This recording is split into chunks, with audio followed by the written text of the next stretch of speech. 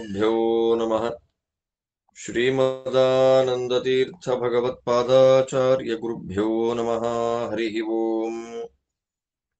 नारायणं सुरगुरुं जगदेकनाथं भक्तप्रियं सकललोकनमस्कृतं च त्रैगुण्यवर्जितमजं विभुमाद्यमीशं वन्दे भवघ्नम् अमरासुरसिद्धवन्द्यम् नारायणं नमस्कृत्य नरं चैव नरोत्तमं देवीं सरस्वतीं व्यासं ततो जयमुदीरये.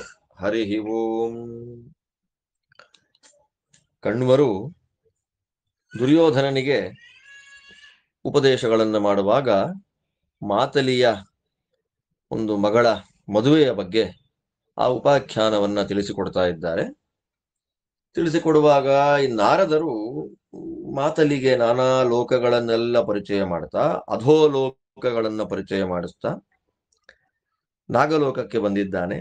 ಅಲ್ಲಿ ಸುಮುಖ ಎನ್ನುವಂತಹ ಸರ್ಪವನ್ನ ನೋಡಿ ಆಸೆ ಪಟ್ಟ, ಅಂದ್ರೆ ಅವನನ್ನೇ ಅಳಿಯನನ್ನಾಗಿ ಮಾಡಿಕೊಳ್ಬೇಕು ಅಂತ ಸಂಕಲ್ಪವನ್ನ ಮಾಡಿಕೊಂಡ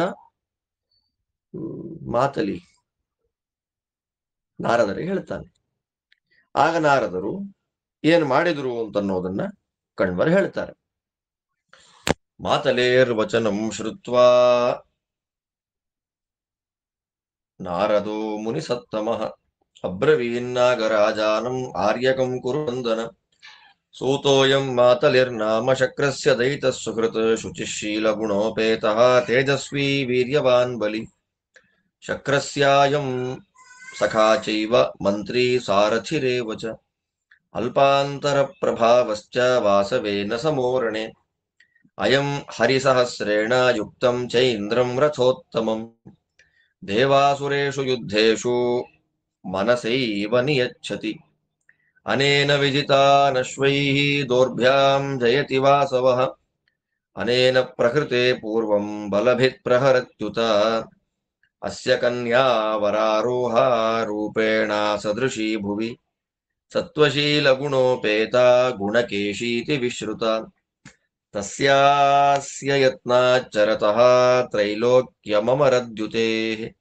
ಸುಮುಖೋ ಭವತಃ ಪೌತ್ರೋ ರೋಚತೆ ದುಹಿತುಃ ಪತಿಃ ಯದಿ ತೇ ರೋಚತೆ ಸೌಮ್ಯ ಭುಜಗೋತ್ತಮಮಾಚಿರಂ ಕ್ರಿಯತಾಮಾರ್ಯಕ ಕ್ಷಿಪ್ರಂ ಬುದ್ಧಿಃ ಕನ್ಯಾ ಪರಿಗ್ರಹೆ ಯಥಾ ವಿಷ್ಣುಕುಲೆ ಲಕ್ಷ್ಮೀಃ ಯಥಾ ಸ್ವಾಹಾ ಬಿಭಾವಸೌ ಕುಲೆ ತವ ತಥೈವಾಸ್ತು ಗುಣಕೇಶೀ ಸುಮಧ್ಯಮ ಪೌತ್ರಸ್ಯಾರ್ಥೇ ಭವಾನ್ ತಸ್ಮಾತ್ ಗುಣಕೇಶೀಂ ಪ್ರತೀಚ್ಛತು ಸದೃಶೀಂ ಪ್ರತಿರೂಪಸ್ಯ ವಾಸವಸ್ಯ ಶಚೀಮಿವ ಪಿತೃಹೀನಮಪಿ ಹ್ಯೇನಂ ಗುಣತೋ ವರಯಾಮಹೇ ಬಹುಮಾನಾಚ್ಚ ಭವತಃ ತಥೈವೈರಾವತಸ್ಯ ಚ ಸುಮುಖಸ್ಯ ಗುಣೈಶ್ಚೈವ ಶೀಲ ಶೌಚ ದಮಾದಿಭಿಃ ಅಭಿಗಮ್ಯ ಸ್ವಯಂ ಕನ್ಯಾಂ ಅಯಂ ದಾತುಂ ಸಮುದ್ಯತಃ ಮಾತಲೇಸ್ತಸ್ಯ ಸಮ್ಮಾನಂ ಕರ್ತುಮರ್ಹೋ ಭವಾನಿತಿ.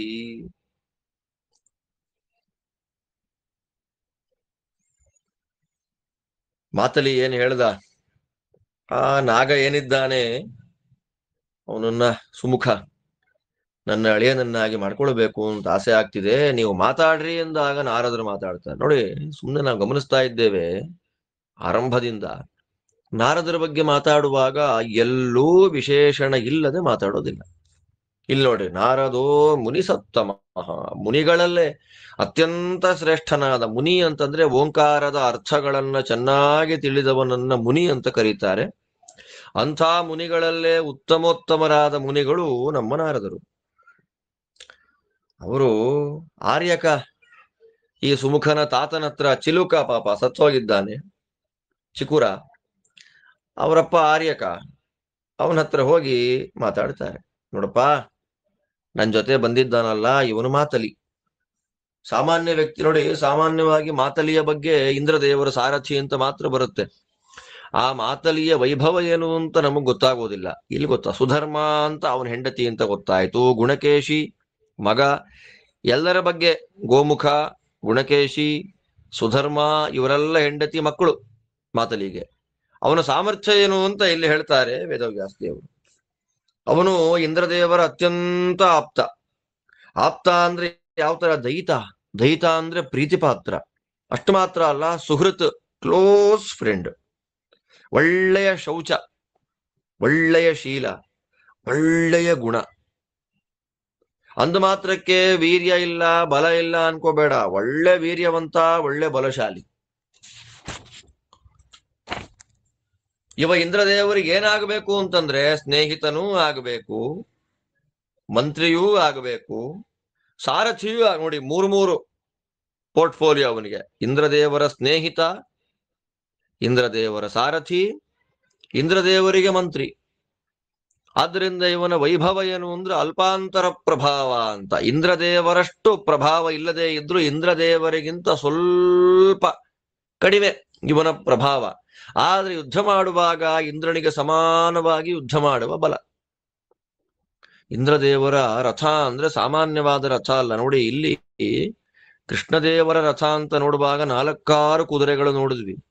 ಶೈಬ್ಯ, ಸುಗ್ರೀವ, ಬಲಾಹಕ, ಮಣಿಪುಷ್ಪ ಅಂತ, ಮೇಘ ಪುಷ್ಪ ಅಂತ 4 ಕುದುರೆಗಳು.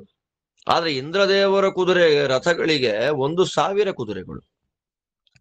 ಒಂದೊಂದು ಕುದುರೆ ಒಂದೊಂದು ದಿಕ್ಕಿಗೆ ಹೋಗದೇ ಇರುವಂತೆ ಎಲ್ಲ 1,000 ಕುದುರೆಗಳು, 4,000 ಕಾಲುಗಳು ಒಂದೇ ದಿಕ್ಕಿನತ್ತ ಓಡಬೇಕು.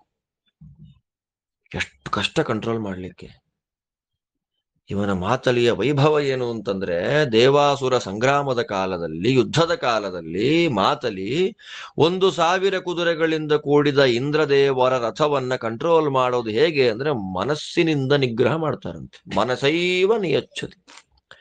1,000 ಕುದುರೆಗಳನ್ನ ಕೂಡಿದ ರಥವನ್ನ ಮನಸ್ಸಿನಿಂದ ಕಂಟ್ರೋಲ್ ಮಾಡಬೇಕು ಅಂದ್ರೆ ಅವನ ಯೋಗ, ಅವನ ಸಿದ್ಧಿ, ಅವನ ಸಾಮರ್ಥ್ಯ, ಯೋಗ್ಯತಾ ಎಷ್ಟು ದೊಡ್ಡದು. ಆದ್ದರಿಂದ ಇವನು ಕುದುರೆಗಳನ್ನ ಗೆದ್ದ ಮೇಲೆ ಇಂದ್ರದೇವರು, ಇವನು ಶತ್ರು ಸೈನಿಕರನ್ನ ಮೊದಲು ಕುದುರೆಗಳಿಂದ ಗೆಲ್ತಾನೆ. ಆಮೇಲೆ ಇಂದ್ರದೇವರು ತಮ್ಮ ತೋಳುಗಳಿಂದ ಆಯುಧವನ್ನ ಬಿಸಾಕೋದು. ಯುದ್ಧ ಮಾಡುವಾಗ ಮೊದಲು ಏಟು ಕೊಡೋದೇ ಶತ್ರುಗಳಿಗೆ ಮಾತಲಿ, ಆಮೇಲೆ ಇಂದ್ರ. ಇಂಥ ವೈಭವ ನನ್ನ ಪಕ್ಕದಲ್ಲಿದ್ದಾನಲ್ಲ ಮಾತಲಿ, ಇವನದ್ದು. ಇಂಥ ಪರಾಕ್ರಮಿ, ಗುಣವಂತ, ಶೀಲವಂತ. ಇವನಿಗೆ ತುಂಬಾ ಸುಂದರಳಾದ ಮಗಳಿದ್ದಾಳೆ. ಅವಳಲ್ಲೂ ಎಲ್ಲ ಗುಣಗಳು ತಂದೆಯ ಬಳುವಳಿಯಾಗಿ ಬಂದಿದೆ. ಅವಳೇ ಗುಣಕೇಶಿ. ಅವಳಿಗೋಸ್ಕರವಾಗಿ ಗಂಡು ಹುಡುಕಬೇಕು ಅಂತ 3 ಲೋಕಗಳನ್ನು ಸಂಚಾರ ಮಾಡ್ತಾ ಇದ್ದಾನೆ. ನಿನ್ನ ಮಗನ ಮೇಲೆ ಪ್ರೀತಿಯಾಗಿದೆ. ನಿನ್ನ ಮೊಮ್ಮಗ ಸುಮುಖ ಕೊಟ್ಟುಬಿಡು. ಹೇಳ್ತಾರೆ, ಯದಿತೇ ರೋಚತೆ, ನಿನಗಿಷ್ಟ ಆದ್ರೆ, ನಿನಗೆ ಈ ಮಾತಲಿಯ ಸಂಬಂಧ ಇಷ್ಟವಾದ್ರೆ ಕನ್ಯಾ ಸ್ವೀಕಾರ ಮಾಡ್ಕೋಪ್ಪ. ಬೇಗ ಲೇಟ್ ಮಾಡ್ಬೇಡ, ಕ್ಷಿಪ್ರಂ, ಬೇಗ ಲೇಟ್ ಮಾಡ್ಲಿಕ್ಕೆ ಹೋಗ್ಬೇಡ. ಹೇಗಿರ್ಬೇಕು? ಭಗವಂತನ ಮನೆಯಲ್ಲಿ ಲಕ್ಷ್ಮಿ ಹೇಗಿದ್ದಾಳೋ, ಅಗ್ನಿಯ ಮನೆಯಲ್ಲಿ ಸ್ವಾಹಾದೇವಿ ಹೇಗಿದ್ದಾಳೋ. ವಿಭಾವಸು ಅಂದ್ರೆ ಅಗ್ನಿ, ಕುಲ ಅಂತಂದ್ರೆ ಮನೆ. ಹಾಗೆ ನಿನ್ನ ಮನೆಯಲ್ಲಿ ಗುಣಕೇಶಿ ಇರ್ಲಿ. ನಾರಾಯಣನ ಮನೆಗೆ ಶೋಭೆ ಲಕ್ಷ್ಮಿ, ಅಗ್ನಿಯ ಮನೆಗೆ ಶೋಭಾ ಸ್ವಾಹಾದೇವಿ. ಹಾಗೆ ನಿನ್ನ ಮನೆಗೆ ಶೋಭಾಯಮಾನಳಾಗಿ ಗುಣಕೇಶಿ ಇರ್ಲಿ. ಸಾಮಾನ್ಯ ಅಲ್ಲ.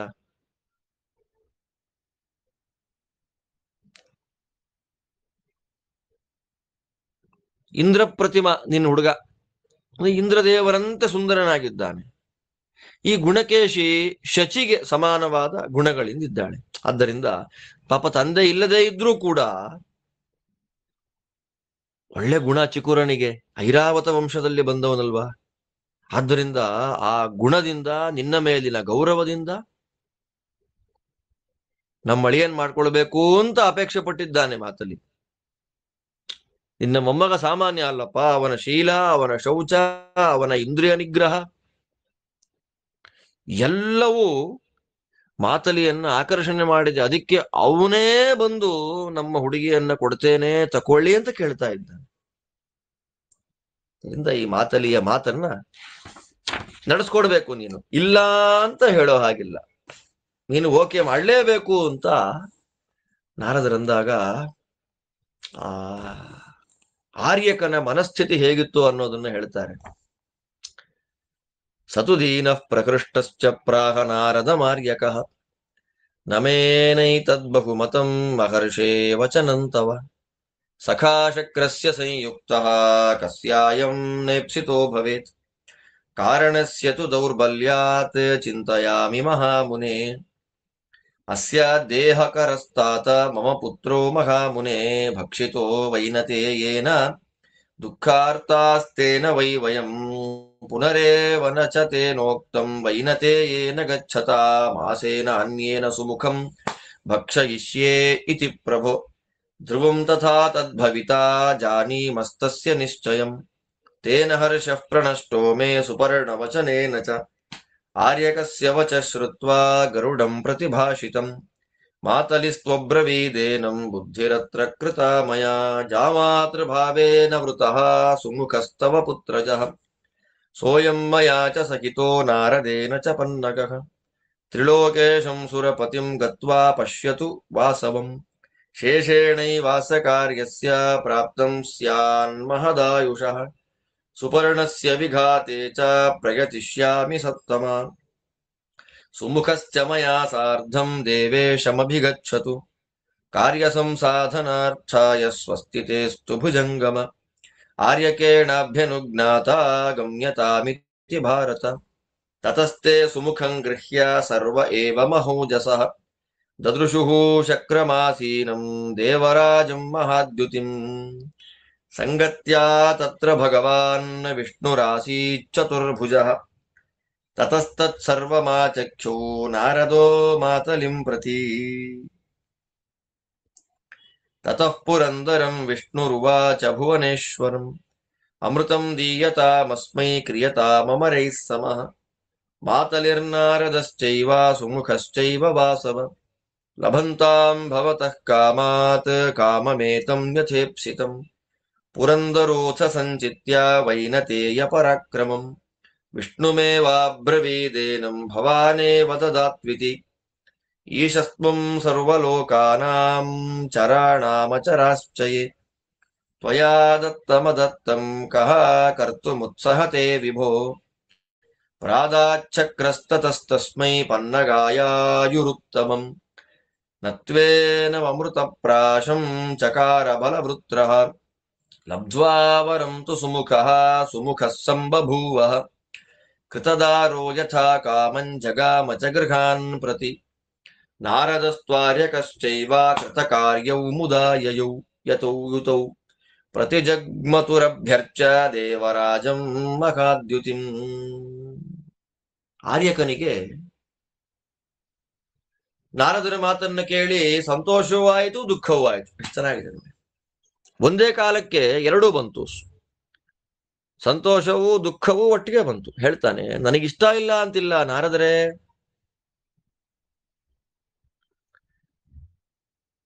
ಹುಡುಕಿದ್ರೂ ಸಿಗೋಲ್ಲ ಇಂಥ ಹುಡುಗಿ ಸಂಬಂಧ. ಇಂದ್ರದೇವರ ಕಡೆಯ ಸಂಬಂಧ, ಸ್ವರ್ಗದಿಂದ ನೇರವಾಗಿ ಬಂದ ಸಂಬಂಧ, ಎಲ್ಲೋ ಸ್ವರ್ಗದಲ್ಲಿ ವಾಸ ಮಾಡಿಕೊಂಡಿರುವ ಸಂಬಂಧ ಅಲ್ಲ, ಇಂದ್ರನ ಸ್ನೇಹಿತನ ಸಾರಥಿಯ ಮಂತ್ರಿಯ ಸಂಬಂಧ. ಯಾರು ಬೇಡ ಅಂತಾರೆ? ಆದ್ರೆ ನನಗೊಂದು ಕಾರಣ ಇದೆ. ಈ ಸಂಬಂಧಕ್ಕೆ ಹೋಲಿಸ್ಕೊಂಡ್ರೆ ಆ ಕಾರಣ ತುಂಬಾ ದುರ್ಬಲ ಅಂತ ನಂಗೆ ಅನ್ನಿಸ್ತಿದೆ. ಅದಕ್ಕೆ ನಾನು ಚಿಂತೆ ಮಾಡ್ತಾ ಇದ್ದೇನೆ. ಅದೇನು ಕಾರಣ ಹೇಳ್ತೀನಿ ಕೇಳಿ.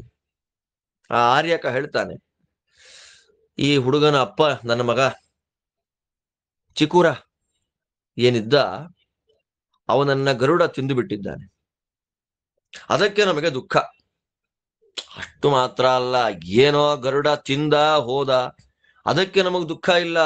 ಮತ್ತಿನ್ಯಾಕೆ ದುಃಖ ಅಂತಂದ್ರೆ, ಹೋಗ್ತಾ ಹೇಳಿ ಹೋಗಿದ್ದಾನೆ, ಇನ್ನು 1 ತಿಂಗಳಾದ ಮೇಲೆ ಬಂದು ಈ ಸುಮುಖನನ್ನೂ ತಿಂದು ಬಿಡ್ತೇನೆ ಅಂತ ಗರುಡ ಹೇಳಿ ಹೋಗಿದ್ದಾನೆ. ಅದೇ ನಮಗೆ ದುಃಖಕ್ಕೆ, ಭಯಕ್ಕೆ ಕಾರಣ. ಗರುಡ ಹೇಳಿದ ಮಾತು ವ್ಯರ್ಥ ಆಗೋದಿಲ್ಲ. ಗರುಡ ಯಾವುದನ್ನ ನಿಶ್ಚಯ ಮಾಡ್ತಾನೆ, ಖಂಡಿತವಾಗ್ಲೂ ಅದಾಗತ್ತೆ. ಏನೋ ನನ್ನ ಮಗನನ್ನ ತಿಂದ್ಕೊಂಡು ಹೋದ, ಮೊಮ್ಮಗನನ್ನ ನೋಡ್ಕೊಂಡಾದ್ರೂ ಬದುಕುತ್ತೇನೆ ಅಂತ ಅಂದುಕೊಂಡ್ರೆ, ಚಿಕ್ಕುರ ಹೋದ್ಮೇಲೆ ಸುಮುಖನೇ ನಮಗ ಆಶ್ರಯನಾಗಿದ್ದ, ಅವನನ್ನೂ ತಿಂದು ಬಿಡ್ತೇನೆ ಇನ್ನು 1 ತಿಂಗಳಾದ ಮೇಲೆ ಅಂತ ಹೇಳಿ ಹೋಗಿದ್ದಾನೆ ಗರುಡ. ಏನ್ ಮಾಡ್ಬೇಕು ಗೊತ್ತಾಗ್ತಿಲ್ಲಪ್ಪ, ನನ್ನ ಸಂತೋಷ ಎಲ್ಲ ಹಾಳಾಗಿ ಬಿಟ್ಟಿದೆ, ಏನ್ ಮಾಡ್ಲಿ ಅಂತ ಗೊತ್ತಾಗ್ತಿಲ್ಲ ಅಂತ ಆರ್ಯಕ ಗರುಡ ದೇವರ ವಿಷಯದಲ್ಲಿ ಮಾತೆಲ್ಲ ಹೇಳಿದಾಗ ಮಾತಲ್ಲಿ ಹೇಳ್ತಾನೆ, ತಲೆ ಕೆಡಿಸ್ಕೋಬೇಡ, ನಂದೊಂದು ಪ್ಲಾನ್ ಇದೆ ಇದಕ್ಕೆ. ಆಗ್ಲೇ ನಿನ್ನ ಮೊಮ್ಮಗನನ್ನ ನಾನು ಅಳಿಯ ಅಂತ ಸ್ವೀಕಾರ ಮಾಡ್ಕೊಂಡಾಗಿದೆ. ಅವನನ್ನ ನಾರದರ ಜೊತೆಯಲ್ಲಿ ಕರ್ಕೊಂಡು ಹೋಗ್ತೀನಿ ಸ್ವರ್ಗಕ್ಕೆ. ಅಲ್ಲಿ ಸ್ವರ್ಗಾಧಿಪತಿಯಾದ ಇಂದ್ರನನ್ನ ನೋಡ್ಲಿ, ತ್ರಿಲೋಕೇಶ ನೋಡಿ ಹೇಳ್ತಾರಲ್ಲಿ, ತ್ರಿಲೋಕೇಶ 3 ಲೋಕಕ್ಕೆ ಅಧಿಪತಿಯಾದ ಸ್ವರ್ಗಾಧಿಪತಿಯಾದ ಇಂದ್ರನನ್ನ ನೋಡ್ಲಿ, ಅಲ್ಲಿ ಏನ್ ವ್ಯವಸ್ಥೆ ಬೇಕೋ ಅಲ್ಲಿ ಮಾಡಿಸೋಣ ಅಂತಂದಾಗ ಇವನು ಹೇಳ್ತಾನೆ, ಮತ್ತೆ ಮಾತಲ್ಲಿ ಕಂಟಿನ್ಯೂ ಮಾಡ್ತಾನೆ, ಇಲ್ಲಿ ಸಾಮಾನ್ಯ ಅಲ್ಲ, ಏನೋ ಒಂದಿದೆ ಇದರಲ್ಲಿ, ವಿಶೇಷೇಣೈವಾಸ್ಯ ಕಾರ್ಯಸ್ಯ, ಒಂದು ವಿಶೇಷವಾದ ಒಂದು ಕೆಲಸ ಆಗಬೇಕಾಗಿದೆ. ಬರೀ ನಿನ್ನ ಮಗ ಮೊಮ್ಮಗ ಉಳಿಯೋದು, ನನ್ನ ಮಗಳಿಗೆ ಮದುವೆ ಆಗೋದಲ್ಲ, ಈ ನಿಮಿತ್ತದಿಂದ ಲೋಕಕ್ಕೊಂದು ಪಾಠ ಆಗಬೇಕು, ದೇವತಾ ಕಾರ್ಯ ಇದೆ ಇದರಲ್ಲಿ. ಅದರಿಂದ ಆ ಕಾರ್ಯದಿಂದ ಇಂದ್ರ ಆಯಸ್ಸನ್ನ ಕೊಡ್ತಾನೆ ಇವನಿಗೆ. ಇನ್ನು ಗರುಡ ಅಂತ ಹೇಳ್ತೀಯಾ, ಗರುಡನ ಮನಸ್ಸಲ್ಲಿ ಏನಿದೆ ಅದನ್ನ ವ್ಯತ್ಯಾಸ ಮಾಡೋದೇನು ದೊಡ್ಡ ಕೆಲಸ ಅಲ್ಲ, ಅದಕ್ಕೂ ನಾನು ಅಲ್ಪ ಪ್ರಯತ್ನವನ್ನ ಮಾಡ್ತೇನೆ, ತಲೆ ಕೆಡಿಸ್ಕೊಳ್ಬೇಡಪ್ಪ ಸಜ್ಜನೋತ್ತಮ ಆರ್ಯಕ, ತಲೆ ಕೆಡಿಸ್ಕೊಳ್ಬೇಡ, ನನ್ನ ಜೊತೆ ಕಳಿಸು ನಿನ್ ಮೊಮ್ಮಗನನ್ನ, ದೇವತಾ ಕಾರ್ಯವೂ ಸಾಧನೆ ಆಗ್ಲಿ, ನಮ್ಮ ಕಾರ್ಯವೂ ಆಗ್ಲಿ, ನಿನಗೆ ಒಳ್ಳೇದಾಗ್ಲಿ ಅಂತ ಹೇಳಿ ಆರ್ಯಕನ ಅನುಜ್ಞೆಯನ್ನು ಪಡೆದು ಮಾತಲಿ ಏನ್ ಮಾಡ್ತಾನೆ, ನಾರದರನ್ನ ಕರ್ಕೊಂಡು ಸುಮುಖನನ್ನ ಜೊತೆಯಲ್ಲಿ ಹೊರಟು ಬಿಟ್ರು. ನೇರವಾಗಿ ಸ್ವರ್ಗದಕ್ಕೆ ಬಂದು ಆ ದೊಡ್ಡ ಸಿಂಹಾಸನದಲ್ಲಿ ಕೂತಿದ್ದ ಇಂದ್ರದೇವರನ್ನು ನೋಡಿದ್ರು. ಅಲ್ಲಿ ಇಂದ್ರದೇವರು ಮಾತ್ರ ಇರಲಿಲ್ಲ, ಚತುರ್ಭುಜನಾದ ಶ್ರೀ ವಿಷ್ಣು ಇದ್ದ ಅಲ್ಲಿ. ಅಲ್ಲಿ ಭಗವಂತ ಯಾಕೆ ಬಂದ ಅಲ್ಲಿಗೆ, ಸಡನ್ ಆಗಿ ದೇವರು ಯಾಕೆ ಬಂದ ಅಲ್ಲಿಗೆ? ರಾಜರ ವ್ಯಾಖ್ಯಾನ ಇದೆ ಅದರಲ್ಲಿ, ಅನುಜತ್ವಾಖ್ಯ ಸಂಬಂಧೇನ, ಉಪೇಂದ್ರ ಅಲ್ವಾ, ಉಪೇಂದ್ರನಾಗಿ ಭಗವಂತ ಅದಿತಿಯಲ್ಲಿ ಅವತಾರ ಮಾಡಿದ್ದಾನಲ್ಲ, ಆದ್ದರಿಂದ ತಮ್ಮನಾಗಿ ಚತುರ್ಭುಜ ರೂಪದಿಂದ ಇಂದ್ರದೇವರ ಪಕ್ಕದಲ್ಲೇ ಕೂತಿದ್ದ ನಾರಾಯಣ. ಅವನನ್ನು ನೋಡಿ ಭಗವಂತನಿಗೆ ಎಲ್ಲ ವಿಷಯವನ್ನ ನಾರದರು ಹೇಳಿದ್ರು. ಎಲ್ಲಿಂದ? ವರುಣಲೋಕಕ್ಕೆ ಹೋದದ್ರಿಂದ ನಾಗಲೋಕಕ್ಕೆ ಬಂದು ಸುಮುಖನನ್ನ ನೋಡಿ ಆರ್ಯಕನ್ ಜೊತೆ ಮಾತಾಡಿ ಗರುಡ ದೇವರ ಭಯದ ಸಂಗತಿ, ಅಳಿಯನನ್ನ ಮಾಡ್ಕೊಳ್ಬೇಕೆನ್ನುವ ಸಂಕಲ್ಪ, ಅದೆಲ್ಲವನ್ನ ಇಂದ್ರದೇವರ ಪಕ್ಕದಲ್ಲಿ ಕೂತಿದ್ದ ಸರ್ವೋತ್ತಮನಾದ ಉಪೇಂದ್ರನಾದ ಶ್ರೀ ವಿಷ್ಣುವಿನ ಸಮಕ್ಷಮದಲ್ಲಿ ಭಗವಂತನಿಗೆ ನಾರದರು ಹೇಳಿದ್ರು. ಇಲ್ಲಿ ಒಂದು ವಿಶೇಷ, ಭಗವಂತ ಯಾವ ರೂಪದಿಂದ ಇದ್ದ ಅಂದ್ರೆ ಚತುರ್ಭುಜ ರೂಪದಿಂದ, 4 ಕೈಗಳಿಂದ ಭಗವಂತ ಇದ್ದ. ಆಗ ಭಗವಂತ ಅಂತಾನೆ ಇಂದ್ರದೇವರಿಗೆ, ನೋಡಯ್ಯ ನಿನಗೇನು ಕಷ್ಟ, ಅಮೃತ ಕೊಟ್ಬಿಡವನಿಗೆ, ಅಮೃತ ಕೊಟ್ಟು ಸಾಯದೇ ಇರುವಂತೆ ಮಾಡಿ ದೇವತೆಯನ್ನು ಮಾಡಿಬಿಡವನನ್ನ. ಇಂದ್ರ ಭಗವಂತ ಅಂತಾನೆ, ನೀನು ಅಮೃತ ಕೊಟ್ಟು ಬಿಟ್ರೆ ಮಾತಲಿಗೆ, ನಾರದರಿಗೆ, ಸುಮುಖರಿಗೆ ತುಂಬಾ ಸಂತೋಷ ಆಗುತ್ತೆ, ಹಾಗೆ ಒಳ್ಳೇದಾಗ್ಲಿ ಮಾಡು ಅಂತಂದಾಗ ಇಂದ್ರದೇವರು ಆಲೋಚನೆ ಮಾಡ್ತಾರೆ. ಗರುಡ ದೇವರ ಸಾಮಾನ್ಯ ಅಲ್ವಲ್ಲ ಗರುಡ, ಆ ಗರುಡನ ವೈಭವವನ್ನ, ಗರುಡನ ಪರಾಕ್ರಮವನ್ನ ಅನುಭವಿಸಿದ್ರು ಮೊದಲು ಅಮೃತದ ವಿಷಯದಲ್ಲಿ ಇಂದ್ರದೇವರು. ನಾವು ಕೇಳಿದ್ವಿ ಕಥೆ, ಅದನ್ನ ಚರಿತ್ರೆ ಬಂದಿದೆ, ಆರಂಭ ಆದಿಪರ್ವದಲ್ಲೇ ಬಂದಿದೆ ಅದು. ಆದ್ದರಿಂದ ನನಗೆಲ್ಲ ಆಗಲ್ಲಪ್ಪ, ನೀನೇ ಕೊಟ್ಬಿಡು ವರ ಅಂದ. ಯಾಕೆ? ಇಂದ್ರ ಕೊಟ್ಟ ವರವನ್ನ ಇಲ್ಲ ಅಂತ ಮಾಡೋದು ಗರುಡ ದೇವರಿಗೆ ಒಂದು ಸೆಕೆಂಡ್ ಕೆಲಸ ಅಷ್ಟೆ. ಅದು ತಿಳಿದ ಇಂದ್ರ, ಅಂದ್ರೆ ಗರುಡ ದೇವರ ಸ್ವರೂಪ ಯೋಗ್ಯತಾ, ಅವರ ಸಾಮರ್ಥ್ಯ, ಅವರ ಜ್ಞಾನ ಏನು ಅನ್ನೋದನ್ನ ತಿಳಿದು ಇಂದ್ರದೇವರು ಹೇಳ್ತಾರೆ, ನೀನೇ ಕೊಡು ವರ, ನನ್ನ ಕೈಲಿ ಆಗಲ್ಲ ಅಂದಾಗ ನಾರಾಯಣ ಅಂದ, ಅಪ್ಯಚ್ಯುತೋ ಗುರುದ್ವಾರ ಪ್ರಸಾದ ಕೃತ, ಯಾರಿಗೆ ಯಾರಿಂದ ಅನುಗ್ರಹ ಆಗಬೇಕು ಹಾಗೆ ಮಾಡಿಸೋನ್ ದೇವ್ರು. ಅದಕ್ಕಂದ, ನಿನ್ನ ಸಂಕಲ್ಪವನ್ನ ಇಲ್ಲ ಅಂತ ಮಾಡೋರು ಯಾರಯ್ಯ, ನೀನೇ ಕೊಡು. ಚೆನ್ನಾಗಿದೆ, ನೀನು ಕೊಟ್ಟಿದ್ದನ್ನ ಇಲ್ಲ ಅಂತ ಮಾಡೋನ್ ಯಾರು ನೋಡೋಣ ಅಂದ್ರೆ ಭಗವಂತನ ಪ್ರೇರಣೆಯಿಂದ ಇಂದ್ರ ಕೊಟ್ಟ. ಸರಿ, ಹಾಗೆ ಆಗ್ಲಿ ಅಂತ ದೇವರ ಪ್ರೇರಣೆ ಆಗಿದೆ, ತಮ್ಮನ ರೂಪದ ಉಪೇಂದ್ರನ ಪ್ರೇರಣೆ. ಸರಿ, ಚೆನ್ನಾಗಿ ಬದುಕಪ್ಪ, 106 ವರ್ಷ ಬದುಕು ಅಂತ ಆಯುಸ್ಸನ್ನ ಕೊಟ್ಟ. ಆದ್ರೆ ಇಂದ್ರದೇವರು ಏನ್ ಮಾಡಿದ್ರು, ಅಮೃತವನ್ನ ಕುಡಿಸ್ಲಿಲ್ಲ. ಚೆನ್ನಾಗಿದೆ ನೋಡಿ, ನತ್ವೇನಂ ಅಮೃತ ಪ್ರಾಶಂ ಚಕಾರ. ಎಂತಹ ಇಂದ್ರ ಅಂದ್ರೆ ಬಲವೃತ್ರ, ಬಲಾಸುರನನ್ನ ಕೊಂದ ವೃತ್ರಾಸುರನಂಥ ಮಹಾಪರಾಕ್ರಮಿಯನ್ನ ಕೊಂದ ಇಂದ್ರ ಗರುಡ ದೇವರ ಮೇಲಿನ ಗೌರವ, ಅವರ ಸಾಮರ್ಥ್ಯದ ಜ್ಞಾನ, ಅವರ ಯೋಗ್ಯತೆ ಅದೆಲ್ಲವನ್ನ ತಿಳಿದು ಭಗವಂತನ ಪ್ರೇರಣೆಯಂತೆ ಅಮೃತಪಾನವನ್ನ ಮಾಡಿಸದೆ ಕೇವಲ ದೀರ್ಘವಾದ ಆಯುಷ್ಯವನ್ನ ಕೊಟ್ಟ. ಚೆನ್ನಾಗಿ ಬದುಕು ನೀನು ಅಂತ ಆಶೀರ್ವಾದ ಮಾಡಿದ. ವರ ಬಂತು. ವರ ಬಂದಾಗ ಸುಮುಖ ದುರ್ಮುಖನಾಗಿದ್ದ. ಅಂದ್ರೆ ಮುಖ ಎಲ್ಲ ಒಳ್ಳೆ ಹಳ್ಳೆಣ್ಣೆ ಕುಡ್ದಾಗಿತ್ತು. ಇವಾಗ ಸುಮುಖ ಸಂಬಭೂವ ಹಾ ಅಂದ್ರು ಕಣ್ವರು. ಆಶ್ಚರ್ಯ. ಸುಮುಖ ನಿಜವಾಗಿ ಸುಮುಖನಾದ. ನಗು ಬಂತು ಮುಖದಲ್ಲಿ. ಮದುವೆ ಮಾಡಿಕೊಂಡ, ಆನಂದವಾಗಿದ್ದ.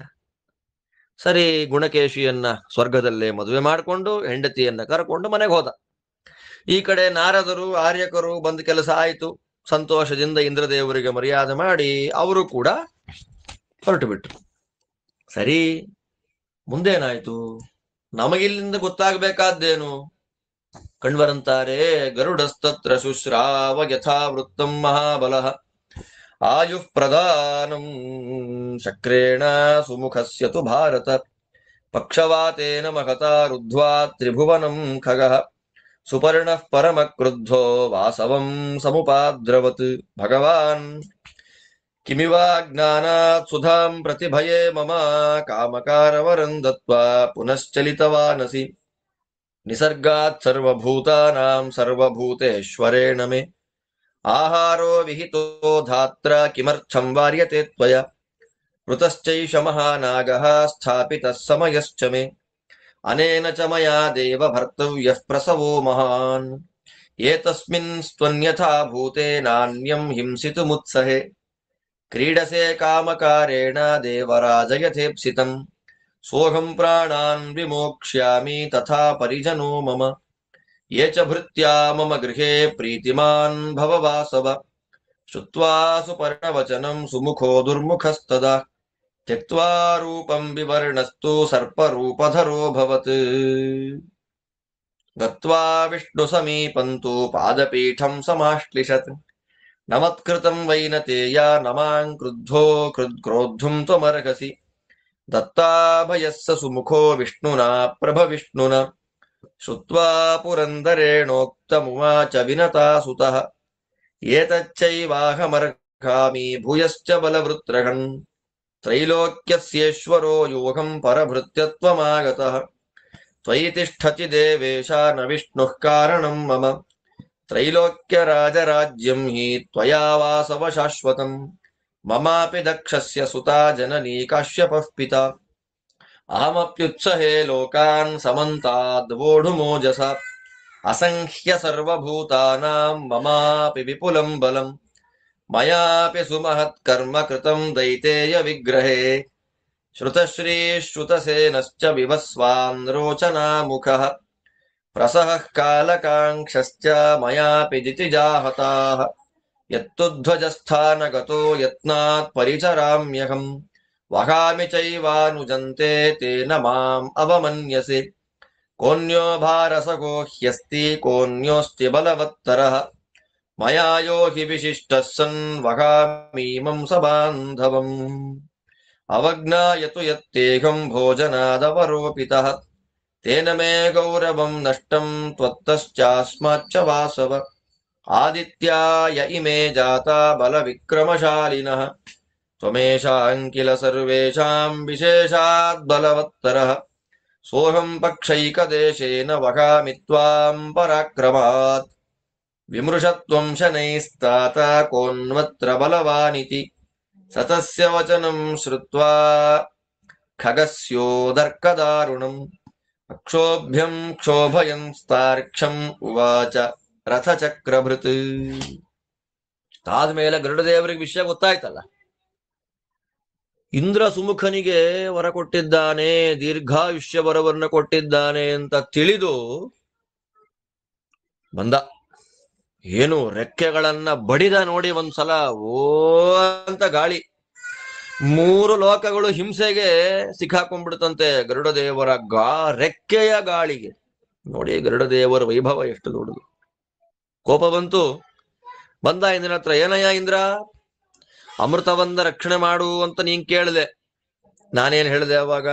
ಅಮೃತವನ್ನ ರಕ್ಷಣೆ ಮಾಡುವ ಜವಾಬ್ದಾರಿ ನಂದು ಅಂತ ಹೇಳಿ ಅದಕ್ಕೆ ಬೇಕಾದ ವರವನ್ನ ಕೊಟ್ಟು, ಅಂದ್ರೆ ನಿನ್ಗೆ ಏನ್ ಬೇಕೋ ಅದನ್ನ ಮಾಡು ಅಂತ ನೀನಂದೆ. ಇವಾಗ ಯಾಕೆ ಅಜ್ಞಾನಾತ್? ಯಾಕಪ್ಪ ಅಜ್ಞಾನ ಬಂತ? ಯಾಕೆ ಕೊಟ್ಟ ಮಾತಿಂದ ಹಿಂದೆ ಯಾಕೆ ಬರ್ತಾ ಇದ್ದಿ? ಸರ್ವಭೂತಗಳಿಗೆ ಸ್ವಾಮಿಯಾದ, ಸರ್ವಭೂತಗಳಿಗೆ ಸೃಷ್ಟಿಕರ್ತನಾದ ಬ್ರಹ್ಮ ಎಲ್ಲ ಪ್ರಾಣಿಗಳಿಗೆ ಅವಕ್ಕೆ ಯೋಗ್ಯವಾದ ಆಹಾರವನ್ನ ಕೊಟ್ಟಿದ್ದಾನೆ. ನಾಯಿಗೆ ಒಳ್ಳೆ ಹುಳಿಯನ್ನ ಮಾಡಿ ಹಾಕ್ತೀನಿ ಅಂದ್ರೆ,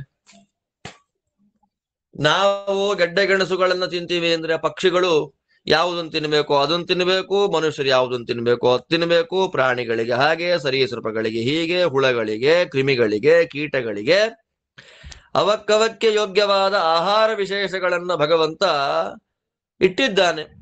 ಅದರಂತೆ ಪಕ್ಷಿ ಜಾತಿಯಲ್ಲಿ ಬಂದ ನನಗೆ ಆಹಾರ ಯಾವುದು ಅಂದ್ರೆ ಸರ್ಪ. ನನ್ನ ಆಹಾರ ಅದು, ನನ್ನ ಆಹಾರದ ನನ್ನ ಹಕ್ಕು. ಅದನ್ನ ಯಾಕೆ ನೀನ್ ತಡಿತಾ ಇದ್ದಿ? ಚಿಕುರನಾಗನನ್ನ ಕೊಂದಾಗಲೇ, ಚಿಕುರನಾಗನನ್ನ ನಾನು ತಿಂದಾಗಲೇ ಹೇಳಿ ಬಂದಿದ್ದೆ, ಇನ್ನೊಂದು ತಿಂಗಳಾದ ಮೇಲೆ ನನಗೆ ಆಹಾರ ನೀನು ಅಂತ ಸುಮುಖನಿಗೆ ಹೇಳಿ ಬಂದಿದ್ದೆ. ಹಾವುಗಳಿದ್ರೆ ನನಗೇನ್ ಸಮಸ್ಯೆ ಅಂದ್ರೆ ನನ್ನ ಮೊಟ್ಟೆಗಳನ್ನು ತಿಂದು ಬಿಡುತ್ತೆ. ನೋಡಿ, ಗರುಡ ದೇವರಂತಹ ಜ್ಞಾನಿಗಳು ಇದೆಲ್ಲ ಕಥೆ ಕೇಳುವಾಗ ನಮಗೊಂದು ಸಂಶಯ ಬರುತ್ತೆ. ಏನ್ರಿ ಗರುಡ ದೇವರು ಎಂಥ ದೊಡ್ಡ ಜ್ಞಾನಿಗಳು, ಗರುಡ ಧ್ಯಾನ ಗೋಚರಂ ಶ್ರೀಮದಾಚಾರ್ಯರ ಮಾತು. ದೇವರ ಎದುರಿಗೆ ನಿಂತು ದೇವರನ್ನ ಸ್ತೋತ್ರ ಮಾಡುವ ಮಹಾಸಮರ್ಥ ಗರುಡ. ವಾಯುದೇವರಾದ ಮೇಲೆ ಬರತಕ್ಕಂಥವನು ಗರುಡ. ಮೋಕ್ಷಕ್ಕೆ ಸಜ್ಜೀವರನ್ನ ಕರ್ಕೊಂಡು ಹೋಗ್ತಾನೆ ಗರುಡ. ಭಗವಂತನನ್ನ ಧ್ಯಾನ ಮಾಡಲಿಕ್ಕೆ ತತ್ವ ನಿಶ್ಚಯ ಮಾಡಿಸ್ತಾನೆ ಗರುಡ. ಅಂಥ ಗರುಡ ಭಗವಂತನ ಅನಂತ ಮಹಿಮೆಗಳನ್ನ ಪ್ರತಿಪಾದನೆ ಮಾಡುವ ಅನಂತ ಶಬ್ದಗಳಿಗೆ, ವೇದಗಳಿಗೆ ಅಭಿಮಾನಿಯಾಗಿ ತನ್ನ ರೆಕ್ಕೆಗಳ ಬಡಿತದಿಂದ ಒಂದು ಸಲ ಗರುಡ ದೇವರು ರೆಕ್ಕೆ ಅಲ್ಲಾಡಿಸಿಬಿಟ್ರು ಅಂದ್ರೆ ವೇದ ಬರಬೇಕು. ಛಂದೋಮಯೇನ ಗರುಡೇನ ಸಮುಹ್ಯಮಾನಃ ಅಂತ ಭಾಗವತ ಅಷ್ಟಮ ಸ್ಕಂದ. ಗರುಡ ದೇವರ ರೆಕ್ಕೆ ಒಂದು ಸಲ ಬಡಿದು ಬಿಟ್ರೆ ವೇದಗಳು ಸಾಮಗಾನದ ಶಬ್ದ ಕೇಳುತ್ತೆ. ಅಖಿಲ ಸ್ಥಾವರ ಜಂಗಮ ವಿಷಹೃದಯಂ ಸರ್ವಕಾಮದಃ ಅಂತ ಗರುಡ ದೇವರ ಕ್ಷಿಪ ಓಂ ಸ್ವಾಹ ಅಂತ ಗರುಡ ದೇವರ ಮಂತ್ರವನ್ನ ಕ್ಷಿಪ ಓಂ ಸ್ವಾಹ ವ್ಯತ್ಯಸ್ತ ಪಕ್ಷಿತಾರೌತು. ಆಚಾರ್ಯ ಹೇಳ್ತಾರೆ, ಪಕ್ಷಿ ಅನ್ನೋದನ್ನ ಉಲ್ಟ ಮಾಡಿ ಕ್ಷಿಪ ಅಂತ ಮಾಡಿಬಿಟ್ರೆ ಅದು ಗರುಡ ದೇವರ ಮಹಾಮಂತ್ರ. ಆ ಗರುಡ ದೇವರ ಮಹಾಮಂತ್ರದ ಚಿಂತನೆ ಮಾಡಿಬಿಟ್ರೆ ಎಂಥದ್ದೇ ವಿಷ ಇರ್ಲಿ ನಾಶ ಆಗಿಬಿಡ್ಬೇಕು. ಅಂಥ ಮಹಾಸಮರ್ಥರಾದ ಗರುಡ ದೇವರು ಒಂದು ಹಾವನ್ನ ತಿಂದು ಬದುಕೋದ? ಇಷ್ಟು ದುರಹಂಕಾರ ಪಡೋದಾ ಅಂತ ಕಥೆಯನ್ನೆಲ್ಲ ಕೇಳುವಾಗ ನಮ್ಗೆ ಅನ್ಸತ್ತೆ. ಆದ್ರೆ ತತ್ವ ಅಂತ ನೋಡುವಾಗ ಮುಖ್ಯ ಪ್ರಾಣ ದೇವರನ್ನ ಬಿಟ್ರೆ ಇನ್ಯಾರೂ ಭಗವಂತನಲ್ಲಿ ಅತ್ಯುಚ್ಚ ಮಟ್ಟದ ಭಕ್ತಿಯನ್ನ ಮಾಡ್ಲಿಕ್ಕೆ ಸಮರ್ಥರಲ್ಲ. ಪರಶುಕ್ಲರ ಗುಂಪಿನಲ್ಲಿ ಬರೋದಿಲ್ಲ. ಆದ್ದರಿಂದ ಈ ಎಲ್ಲ ಕೆಳಗಿನ ದೇವತೆಗಳೆಲ್ಲರಿಗೂ ಅಸುರಾವೇಶ ಅನ್ನೋದು ಉಂಟೇ ಉಂಟು. ಆದ್ರೆ ಒಂದು ವಿಶೇಷ ಏನಪ್ಪಾ ಅಂದ್ರೆ ಅವರಿಗೆ ಬಂದ ಅಸುರಾವೇಶವನ್ನ ದೇವರೇ ಕಳೆಯೋದು ಅಷ್ಟೆ. ಅದರಂತೆ ಒಂದು ಅಸುರಾವೇಶದ ಸಂಬಂಧ ಗರುಡ ದೇವರಿಗೆ. ಅದಾದ ಮೇಲೆ ತೋರಿಸಿಕೊಡಬೇಕು ದೇವರ ಸೃಷ್ಟಿಯಲ್ಲಿ ಒಂದಕ್ಕೊಂದು ಜೀವ, ಜೀವೋ ಜೀವಸ್ಸ ಜೀವನಂ ಅಂತ ಹೇಳಿ ಒಂದೊಂದು ಪ್ರಾಣಿಗಳಿಗೆ ಒಂದೊಂದು ಆಹಾರವನ್ನ ದೇವರು ಕೊಟ್ಟಿದ್ದಾನೆ ಅಂತ ತೋರಿಸಿ ಆ ಮೂಲಕ ಒಂದು ಆಟ, ಇದೆಲ್ಲ ಆಟ ನಾಟಕ ಇದೆಲ್ಲ. ಗರುಡ ದೇವರ ಬಗ್ಗೆ ನಾವು ತಪ್ಪು ತಿಳ್ಕೊಂಡು ಎಂಥ ಗರುಡ ಹೀಗೆಲ್ಲ ಮಾಡಬಹುದಾ ಅಂತ ನಾವು ಎಮೋಷನಲ್ಗೆ ಒಂದು 2-3 ಪ್ರವಚನ ಕೇಳಿ ಗರುಡ ದೇವರ ಬಗ್ಗೆ ಎಮೋಷನಲ್ ಆಗಿ ತೀರ್ಮಾನಕ್ಕೆ ಬರದೆ ಭಗವಂತನ ಲೀಲೆ, ಭಗವಂತನ ಲೀಲೆಗೆ ಅನುಗುಣವಾಗಿ ಭಗವಂತನ ಭಕ್ತರು ಮಾಡುವ ವ್ಯಾಪಾರ, ಮುಖ್ಯ ಪ್ರಾಣ ದೇವರನ್ನ ಬಿಟ್ರೆ ಭಗವಂತನಲ್ಲಿ ಅಚ್ಛಿದ್ರವಾದ ಭಕ್ತಿಯನ್ನ ಮಾಡತಕ್ಕಂಥವ್ರು ಬೇರಾರೂ ಇಲ್ಲ ಅನ್ನುವಂತಹ ಶುದ್ಧವಾದ ತತ್ವಜ್ಞಾನ, ಅದಕ್ಕೆ ಸಾಧಕವಾದ ಇತರ ದೇವತೆಗಳಲ್ಲಿರುವ ದೋಷಗಳ ಜ್ಞಾನ. ಯಾಕೆ ಅವರೂ ಆಯಾ ಕಾಲಗಳಲ್ಲಿ ಅಸುರಾವೇಶದಿಂದ ಕೂಡಿದವರೇ ಅನ್ನುವಂತಹ ಯಥಾರ್ಥ ಜ್ಞಾನ. ಆ ಮೂಲಕ ಗರುಡ ದೇವರನ್ನ ಎಲ್ಲಿಟ್ಟು ಪೂಜೆ ಮಾಡಬೇಕು, ಎಲ್ಲಿ ಇಟ್ಟು ಗರುಡದೇವರನ್ನ ಪೂಜೆ ಮಾಡಿದ್ರೆ ಗರುಡದೇವರಿಗೆ ಸಂತೋಷ ಆಗುತ್ತೆ ಅನ್ನುವ ಎಲ್ಲ ಚಿಂತನೆಯನ್ನ ತಂದುಕೊಳ್ಳಲಿಕ್ಕೆ ಅನುಕೂಲವಾಗುವಂತೆ ಈ ಕಥೆ ಬಂದಿದೆ. ಇದು ಈ ಕಥೆ ಕೇಳಿ ಗರುಡದೇವರನ್ನು ಸಾಮಾನ್ಯ ಅನ್ಕೊಂಡ್ಬಿಡೋದು, ಶುದ್ಧ ವೇದಾಂತ ಪಾಠ ಪ್ರವಚನಗಳನ್ನ ಕೇಳಿ ಗರುಡದೇವರಂತವ್ರಿಲ್ಲ ಅಂತ ಹಾಗನುಸಂಧಾನ ಮಾಡೋದು. ಇಲ್ಲಿ ಈ ಕಥೆಗಳನ್ನೆಲ್ಲ ಮಹಾಭಾರತೋಕ್ತವಾದ ಚಿಂತನೆಯನ್ನ ಕೇಳಿ ಏನ್ ಗರುಡ ಅಂದ್ರೆ ಹೀಗ ಅಂತ ಧಬ್ ಅಂತ ಕೆಳಗೆ ಬೀಳಿಸ್ಬಿಡೋದು ಮಾಡಬಾರದು. ಆ ಎರಡನ್ನು ಅನ್ವಯ ಮಾಡಿಕೊಂಡು ಎಲ್ಲಿ ಹೇಗೆ ಯಾವ ರೀತಿ ಯಾವ ಥರ ಅನುಸಂಧಾನ ಅಂದ್ರೆ ನಾನಾ ರೂಪಗಳಿಂದ ದೇವತೆಗಳು ಭಗವಂತನನ್ನ ಸಂತೋಷ ಪಡಿಸ್ಲಿಕ್ಕೆ ಪ್ರಯತ್ನ ಪಡ್ತಾರೆ. ಇದರಿಂದ ಎರಡು, ಗರುಡದೇವರಿಗೆ ಅಹಂಕಾರ ಖಂಡನೆ ಆದದ್ದು, ಕಲಿಯಾವೇಶ ದೂರ ಆದದ್ದು ಒಂದು ಈ ಕಥೆಯಲ್ಲಿ. ಇನ್ನೊಂದೇನು ಅಂತಂದ್ರೆ ಲೋಕಕ್ಕೊಂದು ಪಾಠ. ಅಹಂಕಾರ ಪಟ್ರೆ ನಾವು ದೇವರ ಪಕ್ಕದಲ್ಲಿದ್ರೂ ನಮ್ಮನ್ನ ದೇವರು ಸುಮ್ಮನೆ ಬಿಡೋದಿಲ್ಲ ಅನ್ನೋ ಒಂದು ಪಾಠ. ಬಂದ್ರು, ಏನಪ್ಪ ನನ್ನ ಆಹಾರವನ್ನು ತಡೀತಾ ಇದ್ದಿ, ನಾನು ಸುಮ್ಮನೆ ಅವನನ್ನು ತಿಂದೇ ಬಿಟ್ರೆ ಆ ಸರ್ಪಗಳೆಲ್ಲ ಬಂದು ನನ್ನ ವಂಶದ ಮೊಟ್ಟೆಗಳನ್ನೆಲ್ಲ ತಿಂದು ಹಾಳು ಮಾಡಿಬಿಡುತ್ತೆ. ಆಯ್ತು, ಇಷ್ಟ ಬಂದಾಗ ಮಾಡಪ್ಪ, ಯಥೇಪ್ಸಿತಂ ಕ್ರೀಡಸೆ ಅಲ್ವಾ, ನಿನಗೆ ಕೊಟ್ಟ ಮಾತಿಗೆ ಬೆಲೆ ಇಲ್ಲ ಅಲ್ವಾ, ಇಷ್ಟ ಬಂದ ಹಾಗೆ ಮಾಡ್ತೀಯ ಅಲ್ವಾ, ಆಡು.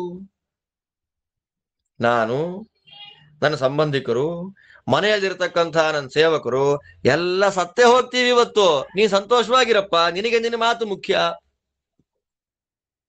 ಪ್ರೀತಿಮಾನ್ ಭವವಾಸವ, ನಾವೆಲ್ಲ ಸಕುಟುಂಬ ಸಪರಿವಾರ ಸಮೇತನಾಗಿ ನಾನ್ ಸತ್ತೋಗ್ತೀನಿ, ನೀನ್ ಸುಖವಾಗಿರು. ಯಾರು ಹೇಳೋದು ಈ ಮಾತನ್ನ? ಗರುಡದೇವರು ಹೇಳೋದು. ಪಾಪ ಗರುಡದೇವರ ದುಃಖದ ಈ ಮಾತನ್ನ ಕೇಳಿದ ಇಂದ್ರ ಹೇಳ್ತಾನೆ, ಅಷ್ಟರಲ್ಲಾಗಲೇ ಸುಮುಖ ಅಲ್ಲೇ ಇದ್ನಲ್ಲ, ಸುಮುಖ ದುರ್ಮುಖನಾಗ್ಬಿಟ್ಟಂತೆ. ಇಂದ್ರದೇವರ ವರದ ಮಾತನ್ನ ಕೇಳಿ ಸುಮುಖನಾಗಿದ್ನಲ್ಲ, ಇವಾಗ ದುರ್ಮುಖನಾಗ್ಬಿಟ್ಟ. ಅವಾಗ ಏನ್ ಮಾಡ್ದ? ತ್ಯಕ್ತ್ವಾ ರೂಪಂ, ಪಾಪ ಮನುಷ್ಯ ರೂಪದಿಂದ ಆ ಸರ್ಪಗಳೆಲ್ಲ ಕಾಮರೂಪಗಳು, ಯಾವ ರೂಪಗಳನ್ನು ಬೇಕಾದ್ರೂ ಧಾರಣೆ ಮಾಡಿಕೊಂಡು ವಿಹಾರ ಮಾಡುವ ಸಾಮರ್ಥ್ಯ ಅವರಿಗಿರುತ್ತೆ. ಇಲ್ಲಿ ಗುಣಕೇಶಿಯ ಜೊತೆಯಲ್ಲಿ ವಿಹಾರ ಮಾಡಲಿಕ್ಕೆ ಮನುಷ್ಯ ರೂಪವನ್ನ ಸ್ವೀಕಾರ ಮಾಡಿಕೊಂಡಿದ್ದ ಸುಮುಖ ನಾಗ. ಈಗ ಗರುಡದೇವರ ಮಾತನ್ನ ಕೇಳಿ ಭಯ ಆಯ್ತು ಅವನಿಗೆ. ದುಃಖದಿಂದ ಹೆಂಡತಿಯ ಪ್ರೀತಿಗೋಸ್ಕರವಾಗಿ ಧರಿಸಿದ್ದ ಮನುಷ್ಯ ರೂಪವನ್ನ ಬಿಟ್ಟು ತನ್ನ ಸರ್ಪರೂಪದಿಂದ ನೇರವಾಗಿ ಅಲ್ಲೇ ಹತ್ರದಲ್ಲೇ ಇದ್ದ ದೇವರು ನಾರಾಯಣ ಅವನ ಹತ್ರ ಹೋಗಿ ಅವನು ಕಾಲನ್ನ ಇಡ್ತಾನಲ್ಲ, ಪೀಠ, ಭಗವಂತನ ಪಾದಪೀಠ, ಅದನ್ನ ಅಪ್ಪಿಕೊಂಡು ಬಿಟ್ಟ. ಅದಕ್ಕೆ ಸುತ್ತುವರೆದು ಕೂತ. ಇಂದ್ರದೇವರು ಹೇಳ್ತಾರೆ, ಗರುಡ, ಇದು ನನ್ ಕೆಲಸ ಅಲ್ಲಪ್ಪ, ನನ್ ಮೇಲೆ ಯಾಕೆ ಕೋಪ ಮಾಡ್ಕೊಡ್ತಿ? ಇದೆಲ್ಲ ಭಗವಂತನ ಕೆಲಸ. ಪ್ರಭವಿಷ್ಣು ಅಂದ್ರೆ ಎಲ್ಲರನ್ನೂ ರಕ್ಷಣೆ ಮಾಡುವ ಮಹಾಸಮರ್ಥ, ಎಲ್ಲರಿಗೂ ಸ್ವಾಮಿ ಅಂತರ್ಥ.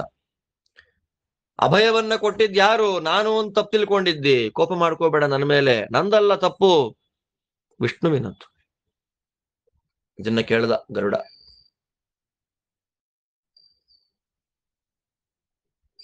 ಇದನ್ನ ಅವನು ದೇವ್ರ ಹತ್ರನೇ ಹೇಳ್ದ ಅಂತ, ಪಕ್ಕದಲ್ಲೇ ದೇವರಿದ್ನಲ್ಲ ಅವನ ಹತ್ರಕ್ಕೆ ದೇವರಿಗೆ ಹೇಳಿದ್ದಾನೆ ಅಂತ. ಏನ್ ಹೇಳ್ದ? ಇಂದ್ರ, ನನಗಿವತ್ತೇನು ಗೌರವ ಇದೆ, ಈ ಗೌರವಕ್ಕಿಂತ ಇನ್ನೂ ದೊಡ್ಡ ಗೌರವಕ್ಕೆ ನಾನು ಯೋಗ್ಯ. ಭೂಯಶ್ಚ ಇದೆ, ದೇವರು ನಮಗ್ ಕೊಟ್ಟಿದ್ದಾನಲ್ಲ, ಇಷ್ಟಿದೆಯಲ್ಲ, ಇದೇ ದೊಡ್ಡದು. ನನ್ನ ಯೋಗ್ಯತೆಗೆ ಮೀರಿದ ಗೌರವ ದೇವರು ಕೊಟ್ಟಿದ್ದಾನೆ ಅಂತ ಅಂದುಕೊಂಡಿರೋದು ಹೇಗಿದೆ? ನನಗೆ ಇನ್ನೂ ಬೇಕು ಗೌರವ ಅಂತ ಎಕ್ಸ್ಪೆಕ್ಟ್ ಮಾಡೋದು ಹೇಗಿದೆ? ನನಗಿನ್ನೂ ದೊಡ್ಡ ಗೌರವ ಬೇಕು. ಮೂರು ಲೋಕಕ್ಕೆ ಸ್ವಾಮಿ ನಾನು, ತ್ರಿಲೋಕೇಶ್ವರ. ಹಾಗಿದ್ರೂ ಬೇರೆಯವನಿಗೆ ಸೇವಕನಾಗಿ ಬಿದ್ದಿದ್ದೇನೆ. ನೋಡ್ರಿ, ಗರುಡದೇವರು ಹೇಳೋ ಮಾತು ಆಗಿದೆ, ತ್ರಿಲೋಕೇಶ್ವರನಾದ್ರೂ ಬೇರೆಯವರಿಗೆ ಸೇವಕನಾಗಿದ್ದೇನೆ. ನೀನಿದೆಯಲ್ಲಪ್ಪ, ನೀನಿರ್ಬೇಕಾದ್ರೆ ನನಗೆ ಭಗವಂತ ಯಾವ ಲೆಕ್ಕ? ನ ವಿಷ್ಣು ಕಾರಣಂ ಮಮ ಅಂತ ಮಾತು ನೋಡಿ. ಆ ವಿಷ್ಣು ನನಗೆ ಯಾವ ಲೆಕ್ಕಕ್ಕೂ ಇಲ್ಲ. ನೀನೇ ತ್ರಿಲೋಕಗಳಿಗೆ ರಾಜ, ಇಡೀ ಮೂರು ಲೋಕ ನೋಡಿ.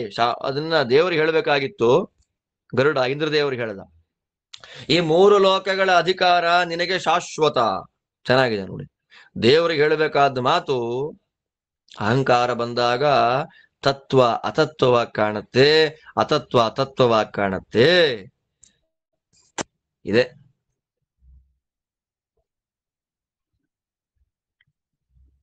ಸಜ್ಜನರಿಗೂ ಬಿಟ್ಟಿಲ್ಲ, ದೇವೋತ್ತಮರಿಗೆ ಬಿಟ್ಟಿಲ್ಲ. ನಾವ್ಯಾವ ಲೆಕ್ಕ? ತಿಳ್ಕೊಳ್ಬೇಕು. ಈ ಕಥೆಯೆಲ್ಲ ಕೇಳುವುದರ ಸಾರ ಇಷ್ಟೇ, ಅಹಂಕಾರ ಪಡಬಾರದು. ನೀನ್ ನನಗೆ ಲೆಕ್ಕ, ಆ ವಿಷ್ಣು ನನಗೆ ಯಾವ ಲೆಕ್ಕನೂ ಅಲ್ಲ. ನನಗೂ ದಕ್ಷಿಣ ಮಗಳಾದ ವಿನುತ ತಾಯಿ ಇದ್ದಾಳೆ, ಕಶ್ಯಪನನ್ ತಂದೆ. ಅವನೇನ್ 3 ಲೋಕ ರಕ್ಷಣೆ ಮಾಡ್ತಾನೆ, ನಾನು ರಕ್ಷಣೆ ಮಾಡ್ತೇನೆ. ನನಗೂ ದೊಡ್ಡ ಬಲ ಇದೆ. ಆ ದೈತ್ಯನನ್ನ ಕೊಂದ, ಈ ದೈತ್ಯನನ್ನ ಕೊಂದ ವಿಷ್ಣು ಅಂತಾರಲ್ಲ, ನಾನೂ ಕೊಂದಿದ್ದೇನೆ. ಶ್ರುತಶ್ರೀ, ಶ್ರುತಸೇನ, ವಿವಸ್ವಂತ, ರೋಚನಾಮುಖ, ಪ್ರಸಹ, ಕಾಲಕಾಂಕ್ಷ, ಈ ಎಲ್ಲ ದೈತ್ಯರನ್ನ ನಾನು ಕೊಂದಿದ್ದೇನೆ. ಅಷ್ಟು ಮಾತ್ರ ಅಲ್ಲ, ನಿನ್ನ ತಮ್ಮ ಇದ್ದಾನಲ್ಲ ಉಪೇಂದ್ರ ವಿಷ್ಣು, ಅವನ ರಥದ ಧ್ವಜದಲ್ಲಿ ನಾನಿದ್ದೇನೆ.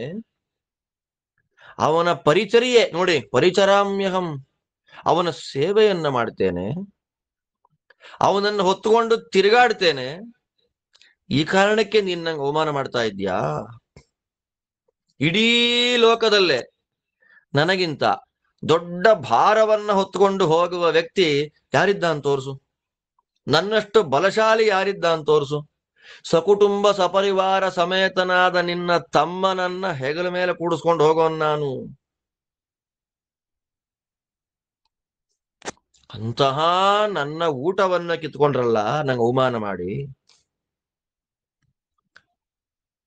ನಿಮಗ್ ಸೇವೆ ಮಾಡಿದ್ದಕ್ಕೆ, ನಿಮಗೆ ರಥವಾಗಿದ್ದಕ್ಕೆ, ನಿಮ್ಮನ್ನು ಹೊತ್ಕೊಂಡು ತಿರುಗಾಡಿದ್ದಕ್ಕೆ ನನಗೆ ಕೊಟ್ಟು ಗೌರವ ಇದೆನಾ ನೀವು? ನನಗಿಂತ ನನಗೆ ಗೌರವ ಕೊಡೋರು ಮುಂದೆ ನನ್ನ ಗೌರವ ಹಾಳು ಮಾಡಬಹುದಾ ನೀವು? ನೋಡ್ರಿ ಗರುಡದೇವ್ರು ಹೆಂಗ್ ಮಾತಾಡ್ತಾರೆ. ಈ ದ್ವಾದಶಾದಿತ್ಯರಲ್ಲಿ ನಾರಾಯಣ ನೀನೇ ಬಲಶಾಲಿ ಅಲ್ವೇನಯ್ಯ? ಅಂತಹ ಮಹಾಬಲಶಾಲಿಯಾದ ನಿನ್ನನ್ನ ನನ್ನ ಒಂದು ರೆಕ್ಕೆಯಲ್ಲಿ ಹೊತ್ಕೊಂಡು ತಿರುಗಾಡ್ತೇನೆ. ನಿನ್ನನ್ನ ಹೊತ್ಕೊಳ್ಳಿಕ್ಕೆ ನನ್ 2 ರೆಕ್ಕೆ ಬೇಕಾಗಿಲ್ಲ. ಎಷ್ಟು ಚೆನ್ನಾಗಿದೆ ನೋಡಿ ಗರುಡದೇವ್ರ ಮಾತು. 1 ರೆಕ್ಕೆ 2 ರೆಕ್ಕೆ ಬೇಡ, 1 ರೆಕ್ಕೆ ಮೇಲೆ ಕೂಡಿಸ್ಕೊಂಡು ನಾನು ಹಾರಿಬಿಡ್ತೇನೆ. ಆಲೋಚನೆ ಮಾಡು, ಯಾರು ಬಲಶಾಲಿ, ನಾನಾ ನೀನ? ಮಹಾಬಲಶಾಲಿಯಾದ ನಿನ್ನನ್ನ ನನ್ನ 1 ರೆಕ್ಕೆ ಮೇಲೆ ಕೂಡಿಸ್ಕೊಂಡು ಹೋಗುವಂತ ನಾನು ಬಲಶಾಲಿಯೋ ನೀನು? ಆಲೋಚನೆ ಮಾಡು. ಎಂಥ ಮಾತು! ಉದರ್ಕದಾರುಣಂ, ಮಹಾ ಅಹಂಕಾರದಿಂದ ಕೂಡಿದ ಮಾತು ಗರುಡದೇವರದ್ದು. ದೇವರಂದ, ಅಕ್ಷೋಭ್ಯನಾದವನು ಗರುಡ, ಅಲ್ಲಾಡಿಸ್ಲಿಕ್ಕೆ ಸಾಧ್ಯ ಇಲ್ಲ ಗರುಡನನ್ನ. ಅಂತಹ ಗರುಡನನ್ನೂ ಅಲ್ಲಾಡಿಸುವಂತಹ ಮಾತನ್ನ ಭಗವಂತ ಅಂತಾನೆ. ಎಂಥ ಭಗವಂತ! ರಥಚಕ್ರಭೃತ್ ಹಥಾಂಗಪಾಣಿ. ಭಗವಂತ ಹೇಳಿದ, ಗರುತ್ಮನ್ ಮನ್ಯಸೇತ್ಮಾನಂ ಬಲವಂತಂ ಸುದುರ್ಬಲಂ ಅಲಂ ಅಸ್ಮತ್ ಸಮಕ್ಷಂತೆ ಸ್ತೋತುಮಾತ್ಮಾನ ಮಂಡಜ ತ್ರೈಲೋಕ್ಯಂ ಅಪಿತೆ ಮೇ ಕೃಷ್ಣಂ ಅಶಕ್ತಂ ದೇಹಧಾರಣೆ ಅಹಮೇವಾತ್ಮನಾತ್ಮಾನಂ ವಹಾಮಿ ತ್ವಾಂಚ ಧಾರಯೇ ನತ್ವಂ ವಹಸಿ ಮಾಂ ದೋರ್ಭ್ಯಾಂ ಮೋಘಂ ತವ ವಿಕಥನಂ ಇಮಂ ತಾವನ್ ಮಮೈಕಂ ತ್ವಂ ಬಾಹುಂ ಸವ್ಯೇತರಂ ವಹ ಯದ್ಯೇನಂ ಧಾರಯಸ್ಯೇಕಂ ಸಫಲಂತೆ ವಿಕಥನಂ ಇತ್ಯುಕ್ತ್ವಾ ಭಗವಾನ್ ತಸ್ಯ ಸ್ಕಂಧೆ ಬಾಹುಂ ಸಮಾಸಜತ್ ಆರೋಪಿತಂ ಸಮುದ್ವೋಢುಂ ಭುಜಂತನ್ನಾಶಕದ್ಬಲಾತ್ ನಿಪಪಾತ ಸಭಾರಾರ್ಥೋ ವಿಹ್ವಲೋ ನಷ್ಟಚೇತನಃ ಯಾವಾನ್ ಹಿ ಭಾರಃ ಕೃಷ್ಣಾಯಾಃ ಪೃಥಿವ್ಯಾಃ ಪರ್ವತೈಃ ಸಹ ಏಕಸ್ಯ ದೇಹಶಾಖಾಯಾಃ ತಾವದ್ಭಾರಂ ಅಮನ್ಯತ ನ ಚೈನಂ ಪೀಡಯಾಮಾಸ ಬಲೇನ ಪುರುಷೋತ್ತಮಃ ತತೋ ಹಿ ಜೀವಿತಂ ತಸ್ಯ ನವ್ಯನೀನಷದಚ್ಯುತಃ ವಿಪಕ್ಷಃ ಸ್ರಸ್ತಕಾಯಶ್ಚ ವಿಚೇತಾ ವಿಹ್ವಲಃ ಖಗಃ ಮುಮೋಚ ಪತ್ರಾಣಿ ತದಾ ಗುರುಭಾರ ಪ್ರಪೀಡಿತಃ ಸವಿಷ್ಣುಂ ಶಿರಸಾ ಪಕ್ಷಿ ಪ್ರಣಮ್ಯ ವಿನತಾ ಸುತಃ ವಿಚೇತಾ ವಿಕ್ವಲೋ ದೀನಃ ಕಿಂಚಿದ್ವಚನಮಬ್ರವೀತ್. ಭಗವಂತ ನಿಧಾನವಾಗಂದ, ಏನಯ್ಯ ಶಕ್ತಿನೇ ಇಲ್ಲ ನಿನಗೆ, ಅತ್ಯಂತ ದುರ್ಬಲ. ಆದ್ರೆ ನಿನ್ನ ಮಾತನ್ನ ಕೇಳಿಸ್ಕೊಂಡ್ರೆ ನಿನ್ನಂತ ಬಲಶಾಲಿ ಇನ್ನೊಬ್ಬ ಇಲ್ಲ ಅಂತ ಅಂದ್ಕೊಳ್ಬೇಕು. ಏನ್ ನನ್ನ ಹತ್ರ ಹೇಳ್ತೀಯ ನೀನ್ ಈ ಮಾತು? ಅಸ್ಮತ್ ಸಮಕ್ಷಂ, ನನ್ನ ಮುಂದೆ ನಿಂತು ನಿನ್ನನ್ನೇ ನೀನ್ ಹೊಗಳ್ಕೊಳ್ತಾ ಇದ್ಯಾ? ನಿಲ್ಸು,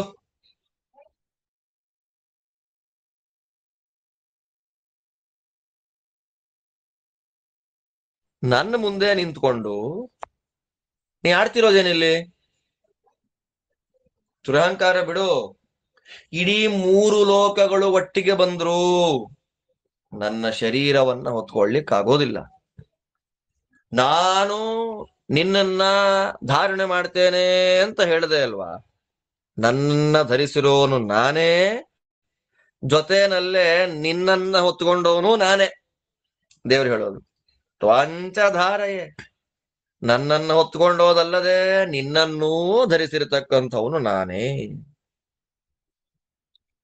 ಹೊರತು ನನ್ನನ್ನ ಹೊತ್ತುಕೊಳ್ಳುವ ಶಕ್ತಿಯನ್ನ ನಿನಗೆ ಕೊಟ್ಟು ನಿನ್ನ ಮೇಲೆ ಕೂತ್ಕೊಳ್ಳೋದು ನಾನೇ, ನೀನಲ್ಲ ನಾನು ಹೊತ್ತಿರೋದು ಭುಜಗಳಿಂದ. ಸಾಕು ಆತ್ಮ ಪ್ರಶಂಸೆ ಸಾಕು. ಸರಿ, ತಲೆಹರಟೆ ಮಾತಾಡದೆ ಅಲ್ವಾ? ನನ್ನ ಬಲಗೈಯನ್ನು ಎತ್ತು ಮೊದಲು. ಆ ಬಲಗೈಯನ್ನ ಎತ್ತದ ಮೇಲೆ ನೀನ್ ಹೇಳಿದ್ದಕ್ಕೆಲ್ಲ ಅರ್ಥ ಇದೆ, ಇಲ್ಲ ಅಂದ್ರೆ ನೀನ್ ಹೇಳಿದ್ದೆಲ್ಲ ವ್ಯರ್ಥ ಅಂತ ಹೇಳಿ ದೇವ್ರು ಏನು ಮಾಡ್ದ? ಗರುಡನ ಹೆಗಲ ಮೇಲೆ ಅವನ ಬಲಗೈಯನ್ನ ಸುಮ್ಮನೆ ಇಟ್ಟ. ಭಾರ ಇಲ್ಲ, ಸುಮ್ಮನೆ ಇಟ್ಟ. ಯಾವಾಗ ಗರುಡ ದೇವರ ಮೈ ಮೇಲೆ ಅಂದ್ರೆ ಒಂದು ಭಾಗದಲ್ಲಿ ಭಗವಂತನ ಒಂದು ಕೈ ಮೇಲ್ ಬಂತೋ, ಮಹಾಪ್ರಯತ್ನ ಪಟ್ರೂ ಎತ್ತಲಿಕ್ಕಾಗಲಿಲ್ಲ. ತುಂಬಾ ಸುಸ್ತಾಯ್ತು, ಪ್ರಜ್ಞೆ ಹೊರಟೋಯ್ತು, ಕೆಳಗೆ ಬಿದ್ದುಬಿಟ್ಟ. ಇಡೀ ಭೂಮಿ ಎಷ್ಟು ಭಾರ ಇದೆಯೋ ಅಷ್ಟು ಭಗವಂತನ ಒಂದು ಕೈ ಭಾರ ಅಂತ ಗೊತ್ತಾಯ್ತು. ಅಂದ್ರೆ ಇದು ಅತ್ಯಂತ ನೀಚ ಉದಾಹರಣೆ. ಇದು ಅನಂತಾನಂತ ಬ್ರಹ್ಮಾಂಡಗಳಿಗಿಂತಲೂ ಅನಂತಾನಂತ ಪಟ್ಟು ಬಲವಂತ ಭಗವಂತ. ಹಾಗಿದ್ರು ನಮ್ಗೆ ಅರ್ಥ ಆಗ್ಲಿ ಅಂತ ಹೇಳ್ತಾರೆ ಅಷ್ಟೇ. ಇಡೀ ಪರ್ವತ, ನದಿ, ಸಮುದ್ರ ಇತ್ಯಾದಿಗಳಿಂದ ಕೂಡಿದ ಸಮಸ್ತ ಭೂಮಿಯ ಭಾರ ಎಷ್ಟಿದೆಯೋ ಅಷ್ಟು ಭಾರ ಭಗವಂತನ ಕೈಯದ್ದು ಅಂತ ಗೊತ್ತಾಯ್ತು. ಆದ್ರೆ ಒಂದ್ ಹೇಳ್ತಾರೆ ಇಲ್ಲಿ, ದೇವರು ಅವನಿಗೆ ಹಿಂಸೆ ಕೊಡಬೇಕು ಅಂತ ಸುಮ್ಮನೆ ಇಟ್ಟ ಅಷ್ಟೇ. ದೇವರೇನಾದ್ರೂ ಭಾರವನ್ನ ಕೊಡ್ತೇನೆ ಅಂತ ಹೇಳಿ ಭಾರಭೂತವಾದ ಕೈಯನ್ನ ಗರುಡ ದೇವರ ಮೇಲೆ ಇಟ್ಟಿದ್ರೆ ಸತ್ಯ ಹೋಗ್ತಿದ್ರು ಗರುಡ ದೇವರು. ಇಲ್ಲ, ಭಗವಂತ ಹಾಗೆ ಮಾಡ್ಲಿಲ್ಲ. ಯಾಕೆ? ಪುರುಷೋತ್ತಮ ಅವನು ಹಾಗೆ ಮಾಡಿದ್ರೆ ನಮಗೂ ದೇವರಿಗೆ ಏನ್ ವ್ಯತ್ಯಾಸ ಇರ್ತಾ ಇತ್ತು? ಪಾಠ ಕಲಿಸ್ಬೇಕಲ್ಲ. ಅದಕ್ಕೇನ್ ಮಾಡ್ದ? ಸುಮ್ಮನೆ ಇಟ್ಟ ಅಷ್ಟೇ, ಭಾರವನ್ನ ಕೊಡ್ಲಿಲ್ಲ.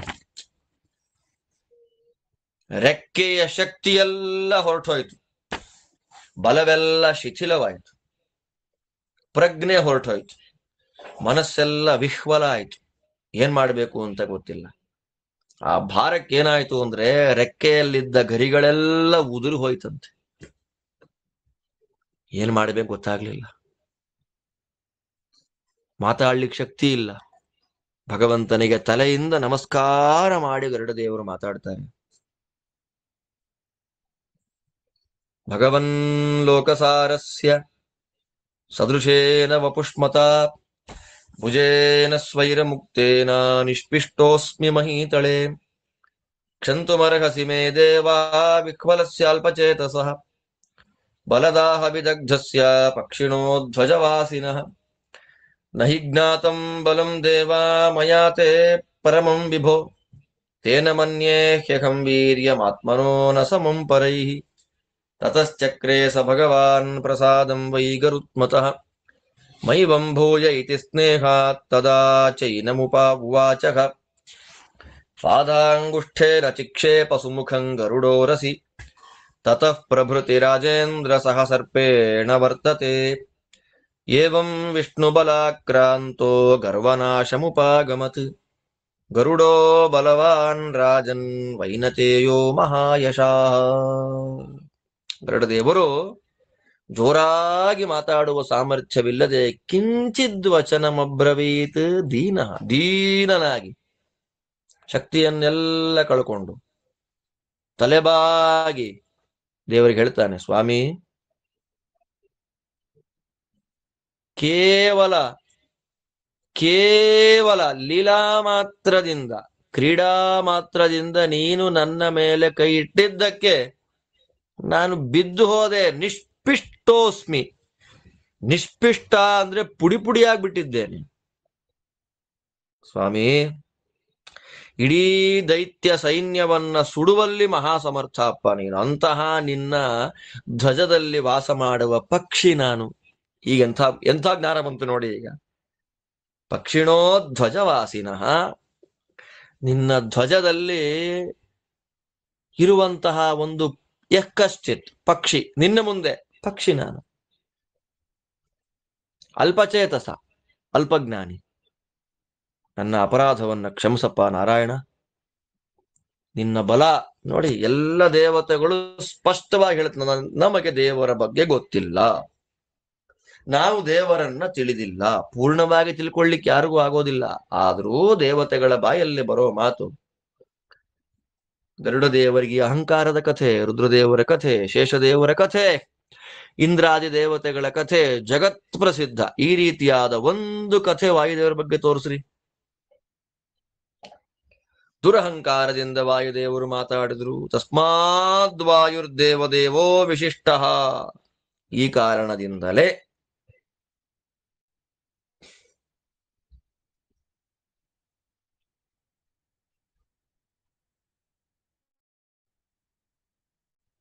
ಯಚ್ಛುದ್ಧಾಪರ ಪರ್ಯಾಯ ಪದಂ ಶುಕ್ಲಾಭಿದಂಬುಧಾ ಆಹುಸ್ತೇನ ಪರೇ ತತ್ವೇ ಶುಕ್ಲಮೇತತ್ರಯಂಕಿಲ. ಶ್ರೀ ಬ್ರಹ್ಮವಾಣಿ ಪ್ರಾಣೇಶ ಭಾರತ್ಯಾಖ್ಯಾ ಪರೇಹರೌ ಪಂಚೇಮಾಶ್ಚಂಚಲಾನೈವ ಕಥಂಚನ ಕದಾಚನ. ಶ್ರೀ ಲಕ್ಷ್ಮೀದೇವಿ, ಬ್ರಹ್ಮ, ವಾಣಿ, ಪ್ರಾಣೇಶ, ಭಾರತಿ, ಈ 5 ದೇವತೆಗಳು ಭಗವಂತನ ವಿಷಯದಲ್ಲಿ ಶುದ್ಧರು. ಪರ ಸರ್ವೋತ್ತಮನಾದ ಭಗವಂತನ ವಿಷಯದಲ್ಲಿ ಶುದ್ಧರು, ಶುಕ್ಲರು ಆಗಿದ್ದಾರೆ. ಆದ್ದರಿಂದ ಈ 5 ಜನ ದೇವತೆಗಳ ವಿಷಯದಲ್ಲಿ ಯಾವತ್ತಿಗೂ ಯಾವ ಕಾರಣದಿಂದಲೂ ಬೇರೆಯದಾಗಿ ಆಲೋಚನೆ ಮಾಡೋದಿಲ್ಲ.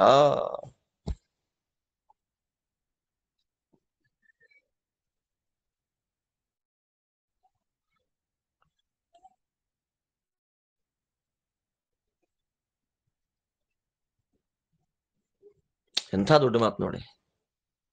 ವಾಯುದೇವರು ವೈಭವ ನಮ್ಗೆ ಗೊತ್ತಾಗೋದೇ ಇಲ್ಲಿ. ಗರುಡ ದೇವರಿದ್ದಾರೆ ಭಗವಂತನ ಧ್ವಜದಲ್ಲಿ. ಅದಾದ ಮೇಲೆ ಭಗವಂತನಿಗೆ ವಾಹನವಾಗಿ, ಭಗವಂತನ ಎದುರಿಗೆ ನಿಲ್ಲುವ ಸಮರ್ಥನಾಗಿ ಶೇಷದೇವರಿದ್ದಾರೆ, ಛತ್ರಿಯಾಗಿ, ಪಾದುಕೆಯಾಗಿ, ಆಸನವಾಗಿ. ಹೇ ವಾಯುದೇವರೇನು ಅಂತೀವಿ, ಅಂತಾರೆ ಅನ್ನೋ ಮಾತು ಕೇಳ್ತೀವಿ. ಇವಾಗ ಗೊತ್ತಾಗ್ಬೇಕು ನಮಗೆ ವಾಯುದೇವರ ಬಲ, ವಾಯುದೇವರ ಜ್ಞಾನ, ವಾಯುದೇವರ ಯೋಗ್ಯತೆ ಗೊತ್ತಾಗತ್ತೆ ನಮಗೆ. ಭಗವಂತನನ್ನ ಬಿಟ್ರೆ ವಾಯುದೇವರಷ್ಟು ಬಲಶಾಲಿಗಳ ಲೋಕದಲ್ಲಿ ಯಾರೂ ಇಲ್ಲ. ಆದರೆ ದೇವರ ಮುಂದೆ ನಿಂತಾಗ ಎಷ್ಟು ವಿನಯ ಭಾವ ಅಂದ್ರೆ, ನಮಗೆ ವಿದ್ಯೆ ಇದ್ದಷ್ಟೂ ವಿನೀತರಾಗ್ತಾ ಬರಬೇಕು, ಸಂಪತ್ತಿದ್ದಷ್ಟೂ ವಿನೀತರಾಗ್ತಾ ಬರಬೇಕು. ಎದ್ದು ದುರಹಂಕಾರ ತೋರಿಸಿದ್ರೆ, ವಿದ್ಯೆ ಇದೆ ಅಂತ ಅಹಂಕಾರ ತೋರಿಸಿದ್ರೆ, ಸಂಪತ್ತಿದೆ ಅಂತ ಅಹಂಕಾರ ತೋರಿಸಿದ್ರೆ, ಅದು ನಮ್ಮನ್ನ ಹಾಳು ಮಾಡ್ಲಿಕ್ಕೆ ಬಂದಿದೆ ಅಂತ ಅರ್ಥ ಮಾಡ್ಕೊಳ್ಬೇಕು. ಮುಖ್ಯ ಪ್ರಾಣ ದೇವರ ದೊಡ್ಡ ಗುಣ ವಿನಯ. ದೇವರ ಮುಂದೆ ಗರುಡ ದೇವರು ಹೇಳ್ತಾರೆ, ನಿನ್ನ ಬಲ ನನಗೆ ಗೊತ್ತಾಗ್ಲಿಲ್ಲಪ್ಪ, ಅದಕ್ಕೋಸ್ಕರ ಅಜ್ಞಾನದಿಂದ ನನಗೆ ಸಮಾನರಾದವರು ಯಾರೂ ಇಲ್ಲ, ಯಾರೂ ಇಲ್ಲ ಅಂತ ತಿರುಗಾಡ್ತಾ ಇದ್ದೆ. ದಯಮಾಡಿ ನನ್ನನ್ನು ಕ್ಷಮಿಸ್ಬಿಡು ಸ್ವಾಮಿ. ಪ್ರಾರ್ಥನೆ ಮಾಡಿದಾಗ ಗರುಡ ದೇವರಂದ್ರು, ಹಾಗೆ ಆಗ್ಲಪ್ಪ, ಏನ್ ತಲೆ ಕೆಡಿಸ್ಕೊಳ್ಬೇಡ, ಇನ್ಮೇಲೆ ಹೀಗೆಲ್ಲ ಮಾಡಬೇಡ ಅಂತ ಹೇಳಿ ಅನುಗ್ರಹವನ್ನ ಮಾಡಿದ.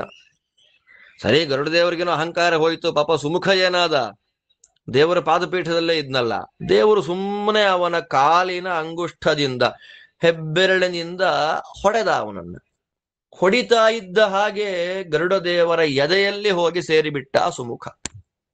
ಅಂದ್ರೆ ಎದೆಯಲ್ಲಿ ಇಟ್ಕೊಳ್ಳೋದು ಅಂದ್ರೆ ಪ್ರೀತಿ ಮಾಡೋದು. ನನ್ನ ಇಲ್ಲಿ ಇಟ್ಕೊಂಡು ನಾನು ನೋಡ್ಕೊಂತೀನಿ ನಿನ್ನ ಅಂತ. ಪಾದಾಂಗುಷ್ಠೇನ ಚಿಕ್ಷೇಪ ಸುಮುಖಂ ಗರುಡೋರಸಿ, ಗರುಡ ದೇವರ ಎದೆಗೆ ಚಿಮ್ಮಿ ಬಿಟ್ಟ ಅವನನ್ನ ದೇವರು.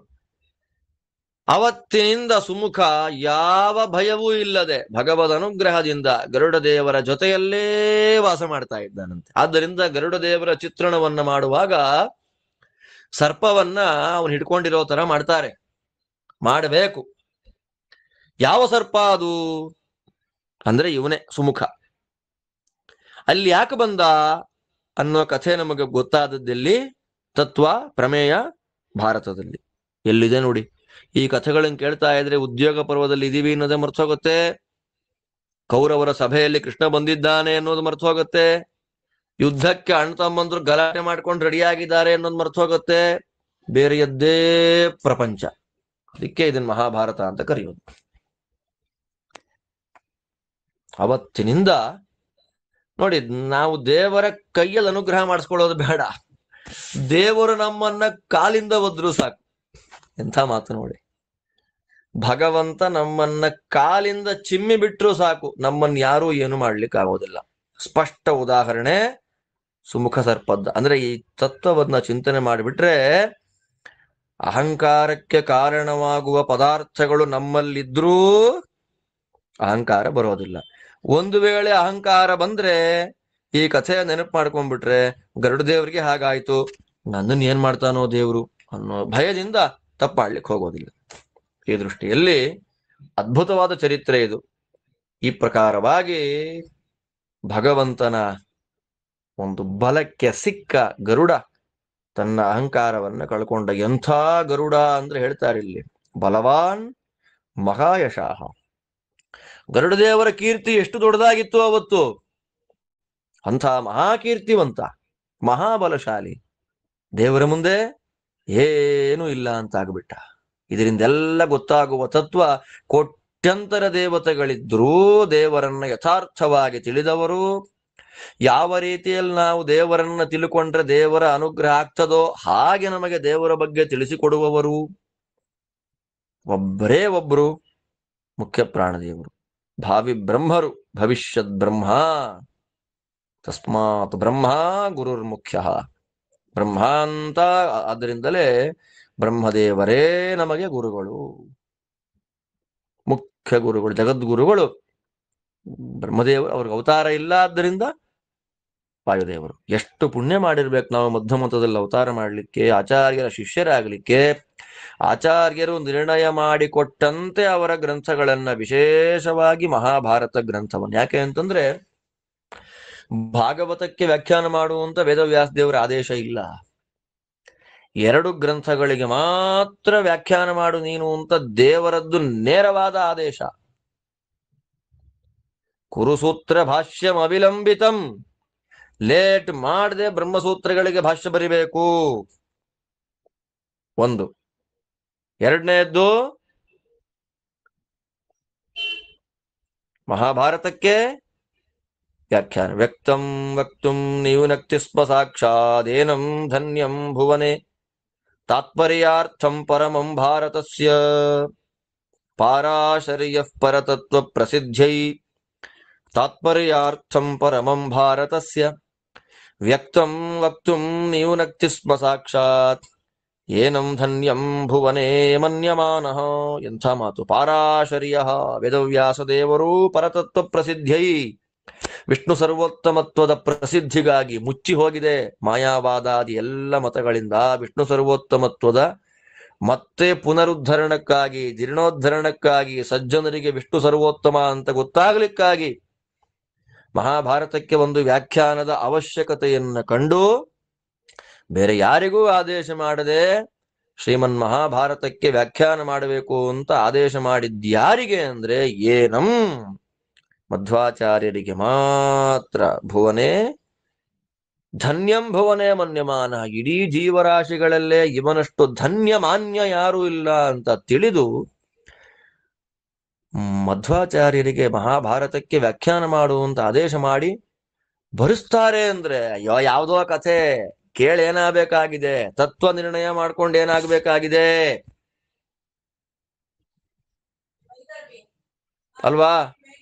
ದಾಸರ ಹೆಸರುಗಳಲ್ಲಿ ಬಂದ ಹಾಡುಗಳನ್ನೆಲ್ಲ ದಾಸರು ಬರೆದಿದ್ದಾರೋ ಇಲ್ವೋ ಅನ್ನೋದು ಕನಿಷ್ಠ ಪಕ್ಷದ ಆಲೋಚನೆ ಇಲ್ಲದೆ ಹಾಡ್ಬಿಡ್ತೇವೆ.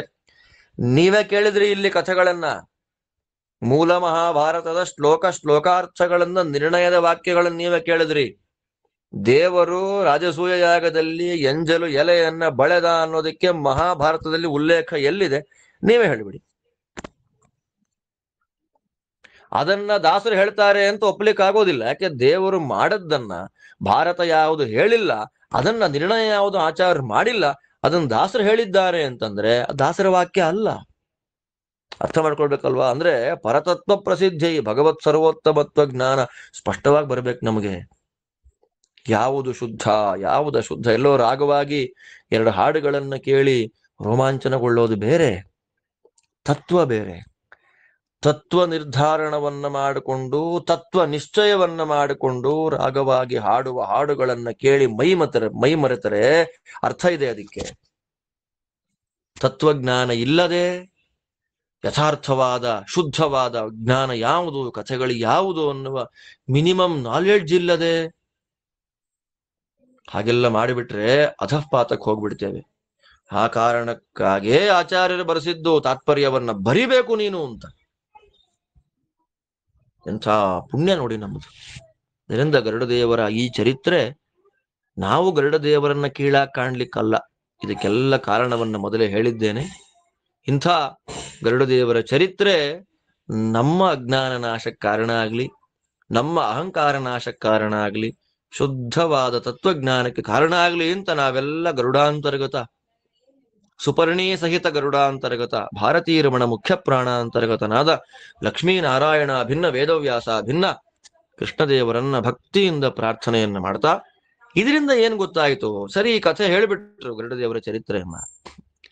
ಕಣ್ವರು ಏನನ್ನ ಕನ್ವೆ ಮಾಡ್ಲಿಕ್ಕೆ ಹೊರಟಿದ್ದಾರೆ ದುರ್ಯೋಧನನಿಗೆ ಈ ಕಥೆಯನ್ನ ಹೇಳಿ ಹೇಳ್ತಾರೆ. ತಥಾ ತ್ವಮಪಿ ಗಾಂಧಾರೇ ಯಾವತ್ ಪಾಂಡು ಸುತಾನ್ರಣೆ ನಾಸಾದಯಸಿತಾನ್ ವೀರಾನ್ ತಾವಜ್ಜೀವಸಿ ಪುತ್ರಕ ಭೀಮಃ ಪ್ರಹರತಾಂ ಶ್ರೇಷ್ಠೋ ವಾಯುಪುತ್ರೋ ಮಹಾಬಲಃ ಧನಂಜಯಶ್ಚೇಂದ್ರ ಸುತೋ ನಿಹನ್ಯಾತ್ ತಾವಕಾನ್ ರಣೇ ವಿಷ್ಣುರ್ವಾಯುಶ್ಚ ಶಕ್ರಶ್ಚ ಧರ್ಮಸ್ತಾವಶ್ವಿನಾ ಉಭೌ ಏತೆ ದೇವಾಸ್ತ್ವಯಾ ಕೇನ ಹೇತುನಾ ವೀಕ್ಷಿತುಂ ಕ್ಷಮಾಃ ತದಲಂತೆ ವಿರೋಧೇನ ಶಮಂ ಗಚ್ಚ ನೃಪಾತ್ಮಜ ವಾಸುದೇವೇನ ತೀರ್ಥೇನ ಕುಲಂ ರಕ್ಷಿತುಮರ್ಹಸಿ ಪ್ರತ್ಯಕ್ಷದರ್ಶಿ ಸರ್ವಸ್ಯ ನಾರದೋಯಂ ಮಹಾತಪಃ ಮಾಹಾತ್ಮ್ಯಸ್ಯ ತದಾ ವಿಷ್ಣೋಃ ಸೋಯಂ ಚಕ್ರಗದಾಧರಃ ದುರ್ಯೋಧನಸ್ತು ತಚ್ಛ್ರುತ್ವಾ ನಿಶ್ವಸನ್ ಭ್ರುಕುಟಿ ಮುಖಃ ರಾಧೇಯಮಭಿಸಂಪ್ರೇಕ್ಷ್ಯ ಜಹಾಸಸ್ವನವತ್ತದ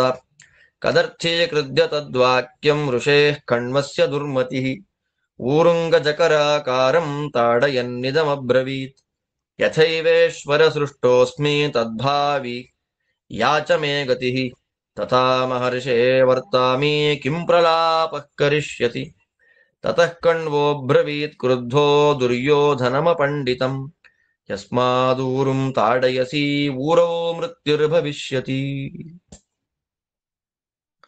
ಗಾಂಧಾರಿ ಮಗನೇ, ಗಾಂಧಾರೆ, ನೀನು ಹೀಗೆಪ್ಪ, ಎಲ್ಲಿ ತನಕ ನೀನು ಮಹಾಬಲಶಾಲಿ ಅನ್ಕೊಂಡ್ ತಿರ್ಗಾಡ್ತಿದ್ಯಲ್ಲ, ಪಾಂಡವರನ್ನ ನೋಡೋ ತನಕ ನೀನು ಬದುಕಿರ್ತಿ. ಪಾಂಡವರನ್ನ ನೋಡಿದ ಮೇಲೆ ಎಲ್ಲಿ ಬದುಕಿರ್ತಿ?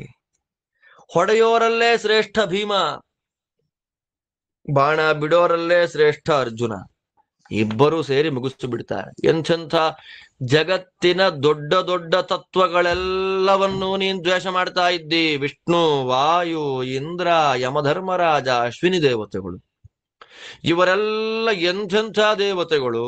ಇವರನ್ನೆಲ್ಲ ನೀನ್ ನೋಡ್ಲಿಕ್ಕಾಗತ್ತೇನಯ್ಯ? ರೀಚ್ ಮಾಡೋದಲ್ಲ, ನೋಡ್ಲಿಕ್ಕಾಗೋದಿಲ್ಲ ನಿನ್ನ ಕೈಲಿ. ಬೇಡ, ವಿರೋಧ ಮಾಡಬೇಡ, ಸಾಕು. ಭಗವಂತನಿಂದ ನಿನ್ನ ವಂಶ ರಕ್ಷಿತವಾಗಲಿ, ಸಂಧಾನ ಮಾಡ್ಕೋಪ್ಪ. ಏನೋ ಕತೆ ಹೇಳಿಬಿಟ್ಟೆ ಟೈಮ್ ಪಾಸ್ ಮಾಡ್ಲಿಕ್ಕೆ ಅನ್ಕೋಬೇಡ. ಪಕ್ಕದಲ್ಲೇ ಇದ್ದಾರೆ ನಾರದರು. ನಾ ಹೇಳಿದ ಎಲ್ಲ ಪ್ರಮೇಯಗಳಿಗೂ ಸಾಕ್ಷ್ಯ ಇವರೇ. ನೋಡ್ರಿ ಎಂಥ ಮಾತು, ಭಯ ಆಗತ್ ನೆನೆಸ್ಕೊಂಡ್ರೆ. ಚಕ್ರಶಂಖ ಗದಾ ಪದ್ಮಧಾರಿಯಾದ ಭಗವಂತನ ಈ ತೆರನಾದ ಅಪಾರವಾದ ಮಾಹಾತ್ಮ್ಯಕ್ಕೆ ಪ್ರತ್ಯಕ್ಷ ಕೇಳಿದ್ದನ್ನು ಹೇಳ್ತಾ ಇಲ್ಲ ನಾರದರು, ನೋಡಿದ್ದನ್ನು ಹೇಳ್ತಾ ಇದ್ದಾರೆ. ನಾರದರೇ ಪ್ರತ್ಯಕ್ಷ ಸಾಕ್ಷಿ. ಮಹಾತಪಾಹ, ದೇವರ ಈ ಮಹಿಮೆಯನ್ನ ದರ್ಶನ ಮಾಡಬೇಕು ಅಂದ್ರೆ ಎಂಥ ಪುಣ್ಯ ಮಾಡಿದ್ರು ಅವರು, ಎಷ್ಟು ಜ್ಞಾನ ಇದೆ ಅವರಿಗೆ ಅಂತ ನಾರದರು ಸಾಕ್ಷಿ. ಬೇಡ, ದೇವರ ಕಾಲಿಗೆ ಬೀಳು, ವಾಸುದೇವನ ಕಾಲಿಗೆ ಬೀಳು, ಮೋಕ್ಷ ಕೊಡ್ತಾನೆ ಅಂತ ಭಗವಂತ ಮನೆ ಕಾಪಾಡದೆ ಇರ್ತಾನ. ಸಂಧಾನ ಮಾಡ್ಕೋ ಅಂದಾಗ 2 ಹುಬ್ಬನ್ನ ಗಂಟು ಮಾಡ್ಕೊಂಡ್ಬಿಟ್ನಂತೆ. ಜೋರಾಗಿ ಉಸಿರನ್ನ ಬಿಟ್ಟ. ಕರ್ಣನನ್ನ ನೋಡಿ ಜೋರಾಗಿ ನಕ್ಕು ಬಿಟ್ನಂತೆ. ನೋಡ್ರಿ, ದೇವರ ಮಹಿಮೆ ಹೇಳಿದಾಗ ನಗುತ್ತಾರೆ ನಾಯಿಗಳು ಅಂತಂದ್ರೆ ಇನ್ ಎಷ್ಟು ದುಷ್ಟ ಯೋಗ್ಯತೆ ಅದು. ಕೋಪ ಉರಿದು ಬರುತ್ತೆ. ಎದುರಿಗೆ ಸಿಕ್ಕ ಚಪ್ಪಲಿ ಹೊಡೆದ್ಬಿಡೋಣ ಅನ್ಸತ್ತೆ. ಸರ್ವೋತ್ತಮತ್ವ ಜ್ಞಾನವನ್ನ ಕೊಡ್ತಾ ಇದ್ದಾರೆ. ಪ್ರತ್ಯಕ್ಷವಾಗಿ ಭಗವಂತನ ಅಪಾರವಾದ ಮಹಿಮೆಯನ್ನು ಹೇಳ್ತಾರೆ. ನಗುತ್ತಾನೆ ಜೋರಾಗಿ, ಅಟ್ಟಹಾಸ ಮಾಡಿ ವ್ಯಂಗ್ಯವಾಗಿ ನಗುತ್ತಾನೆ. ಕದರ್ಥೀಕೃತ್ಯ ದೇವರನ್ನ ನೋಡಿದ, ದೇವರ ಮಹಿಮೆಯನ್ನ ಕೇಳಿದ, ದೇವರ ಮಹಿಮೆಯನ್ನ ವೇದಗಳ ಮೂಲಕ ಸಾಕ್ಷಾತ್ಕಾರ ಮಾಡಿಕೊಂಡ ಕಣ್ವ ಮುನಿಗಳು ಹೇಳಿದ ಮಾತು ನೆಗ್ಲೆಕ್ಟ್ ಮಾಡಿಬಿಟ್ಟ, ಇಗ್ನೋರ್ ಮಾಡಿಬಿಟ್ಟ. ತೊಡೆ ಹೊಡ್ಕೊಂಡ. ಹೇಳ್ತಾನೆ, ಏನ್ರಿ ಯಾವನೋ ದೇವರು ಅಂದ್ರಲ್ಲ, ನಾನು ಸೃಷ್ಟಿ ಮಾಡಿದಾನಲ್ವಾ ಅವನು ನನಗೆ ಯಾವ ಗತಿ ಇಟ್ಟಿದ್ದಾನೋ ಆ ಗತಿನೇ ಆಗತ್ತೆ. ನೀನ್ ಸುಮ್ನೆ ಪ್ರಲಾಪ ನೋಡಿದ್ದು. ಅವರು ದೇವರ ಮಹಿಮೆಯನ್ನ ಹೇಳಿದ ಪ್ರವಚನವನ್ನ ಪ್ರಲಾಪ ಅಂದ್ಬಿಟ್ಟ. ನಿಮ್ ಪ್ರಲಾಪ ಸಾಕ್ ಮಾಡ್ರಿ, ನನಗೇನು ಯಾವನೋ ಯಾವ ದೇವರು ನನ್ನನ್ನ ಸೃಷ್ಟಿ ಮಾಡಿದ್ದಾನು ಅವನೇ ನನಗೊಂದು ಗತಿ ಅಂತ ಇಟ್ಟಿದ್ದಾನಲ್ಲ, ಆ ಗತಿ ನನಗಾಗತ್ತೆ. ನೀವ್ಯಾಕೆ ತಲೆ ಮಾಡ್ಕೊಂಡು ತಲೆ ಕೆಡಿಸ್ಕೊಂತೀರಿ? ಸುಮ್ನೆ ವ್ಯರ್ಥ ಪ್ರಲಾಪದಿಂದ ಏನು ಪ್ರಯೋಜನ ಅಂತಂತ ತೊಡೆಯ ತಟ್ಟಿ ಅಂದ. ಕೋಪ ಬಂತು. ಅಲ್ಲ, ದೇವರ ಬಗ್ಗೆ ಮಾತಾಡಿದಾಗ ವ್ಯರ್ಥ ಪ್ರಲಾಪ ಅಂದ್ಬಿಟ್ನಲ್ಲ. ಅದು ಅಟ್ಟಹಾಸ ಮಾಡಿ ನಗುತ್ತಾ ತೊಡೆ ತಟ್ಟುತ್ತಾ ಯಾರನ್ನ ನೋಡಿ? ಕರ್ಣನನ್ನು ನೋಡಿ. ಅದೇ ವೈಭವ ಇಲ್ಲಿ. ಕರ್ಣ ಯಾರು? ಸಾಮಾನ್ಯ ಅಲ್ಲ, ದೊಡ್ಡ ದೇವತೆ, ಸೂರ್ಯ. ವಿಷ್ಣು, ವಾಯು, ಶಕ್ರ, ಧರ್ಮ ಅವನ ಜೊತೆಯಲ್ಲೇ ಬರತಕ್ಕಂಥವನು ಸೂರ್ಯ. ಅಶ್ವಿನಿ ದೇವತೆಗಳ ಕೆಳಗಿದ್ದಾರೆ. ಆದ್ರೆ ಇವತ್ತು ಸೂರ್ಯನ ಸ್ಥಾನ ಎಲ್ಲಿದೆ? ದುಷ್ಟ ಸಂಪರ್ಕ ಮಾಡಿದ್ದಕ್ಕೆ ಕಲಿಯ ಪಕ್ಕದಲ್ಲಿದೆ.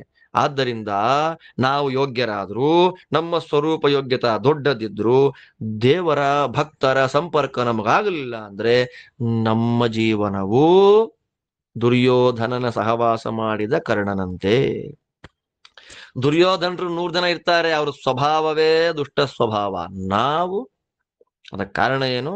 ಅಹಂಕಾರ ಬಡಬಾರ್ದು, ದುರಹಂಕಾರ ಇರಬಾರ್ದು. ವಿನೀತರಾಗಿ ನಮ್ಮಲ್ಲಿ ಇಂತಹ ಒಂದು ವಿದ್ಯೆ, ಸಂಪತ್ತು, ಗುಣ ಇದೆ ಅನ್ನೋದು ಲೋಕಕ್ಕೆ ಗೊತ್ತಾಗದೇ ಇರುವಂತೆ ಎಲ್ಲೋ ಮೂಲೆಯಲ್ಲಿ ಕೂತು ಪಾರಾಯಣ ಮಾಡ್ತಾ ಸಾಮಾನ್ಯರಲ್ಲಿ ಅತಿ ಸಾಮಾನ್ಯರಂತಿದ್ದು ಹೋಗಿಬಿಟ್ರೆ ಸಮಸ್ಯೆ ಇಲ್ಲ. ಭಗವಂತ ಕೊಟ್ಟ ಕೀರ್ತಿಯನ್ನ, ಭಗವಂತ ಕೊಟ್ಟ ಯಶಸ್ಸನ್ನ ತಲೆಗೆ ಹಚ್ಕೊಂಡ್ರೆ ಏನಾಗತ್ತೆ ಅನ್ನೋದಕ್ಕೆ ಕರ್ಣ ಸಾಕ್ಷಿ. ಆದ್ದರಿಂದ ದುಶ್ಯಾಸನ ನೋಡ್ ನಗಲಿಲ್ಲ, ಶಕುನಿ ನೋಡ್ ನಗಲಿಲ್ಲ. ಯಾರನ್ನ ನೋಡಿ ನಕ್ಕಿದ? ಕರ್ಣನನ್ನ. ಇದೇ ಕಲಿ ಮೊದಲು ಪ್ರವೇಶ ಮಾಡೋದೇ ಸಜ್ಜನರನ್ನ ಹಾಳು ಮಾಡ್ಲಿಕ್ಕೆ. ಎಂಥ ಪಾಠ! ಶಾಪ ಕೊಟ್ರು, ಏನಯ್ಯ ದೇವರ ಕಥೆಯನ್ನ ಹೇಳಿದ್ರೆ ತೊಡೆ ತಟ್ಕೊಂಡು ನಕ್ತಿಯ, ನಿನಗೆ ಮರಣ ತೊಡೆಯಲ್ಲೇ ಬರಲಿ. ಶಾಪ ಕೊಟ್ಬಿಟ್ರು. ಇತಿ ಶ್ರೀಮನ್ ಮಹಾಭಾರತೆ ಶತಸಹಸ್ರಿಕಾಯಾಂ ಸಂಹಿತಾಯಾಂ ವೈಯಾಸಿಕ್ಯಾಂ ಉದ್ಯೋಗ ಪರ್ವಣಿ 4,000 ಭಗವದ್ಧ್ಯಾನ ಪರ್ವಣಿ 35 ಇಲ್ಲಿಗೆ ಪರಮಾದ್ಭುತವಾದ ಭಗವಂತನ ಮಹಿಮಾ ನಿರೂಪಣೆಯೊಂದಿಗೆ ಶ್ರೀಮದ್ ವೇದವ್ಯಾಸ ವಿರಚಿತ 1,00,000 ಶ್ಲೋಕಾತ್ಮಕ ಶ್ರೀಮನ್ ಮಹಾಭಾರತ ಸಂಹಿತಾದಲ್ಲಿ ಉದ್ಯೋಗ ಪರ್ವದಲ್ಲಿ 104 ಅಧ್ಯಾಯಗಳು, ತದವಾಂತರ ಪರ್ವವಾದ ಭಗವದ್ಧ್ಯಾನ ಪರ್ವದಲ್ಲಿ 35 ಅಧ್ಯಾಯ ಮುಗಿತಾ ಇದೆ. ಅಲ್ಲಿಂದ ಇನ್ನು ಮುಂದೆ ತುಂಬಾ ಅದ್ಭುತವಾದ ಕಥೆಗಳು. ವಿಶ್ವಾಮಿತ್ರ ಮತ್ತು ಗಾಲವ ಇವರಿಬ್ಬರ ಚರಿತ್ರೆ. ಅದನ್ನ ನಾರದರು ಹೇಳ್ತಾರೆ. ಹಠ ಮಾಡೋದು ಒಳ್ಳೇದಲ್ಲ ಅಂತ ಅನ್ನೋದಕ್ಕೆ ನಾರದರು ಆ ಕಥೆಯನ್ನು ಹೇಳ್ತಾರೆ.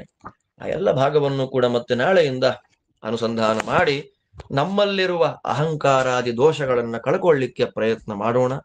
ಆ ಪ್ರಯತ್ನಕ್ಕೆ ಸಾಧಕವಾಗಿ ಹರಿಗುರುಗಳಲ್ಲಿ ಭಕ್ತಿಯಿಂದ ಪ್ರಾರ್ಥನೆ ಮಾಡ್ತಾ ಈ ತತ್ವಗಳನ್ನ, ಕಥೆಗಳನ್ನ ಶ್ರವಣ ಮಾಡೋಣ ಅಂತ ಹೇಳ್ತಾ ಇವತ್ತಿನ ಭಾರತ ಚಿಂತನೆಯನ್ನ ಇಲ್ಲಿ ಮುಗಿಸ್ತಾ ಇದ್ದೇನೆ. ನಿಮ್ಮೆಲ್ಲರಿಗೂ ಭಗವಂತ ಒಳ್ಳೇದು ಮಾಡಲಿ, ನನ್ನಲ್ಲಿರುವ ಅಹಂಕಾರವನ್ನ ಭಗವಂತ ಕಳೀಲಿ ಅಂತ ಪ್ರಾರ್ಥನೆ ಮಾಡ್ತಾ ಶ್ರೀಕೃಷ್ಣ ಅರ್ಪಣ. ಧನ್ಯವಾದ.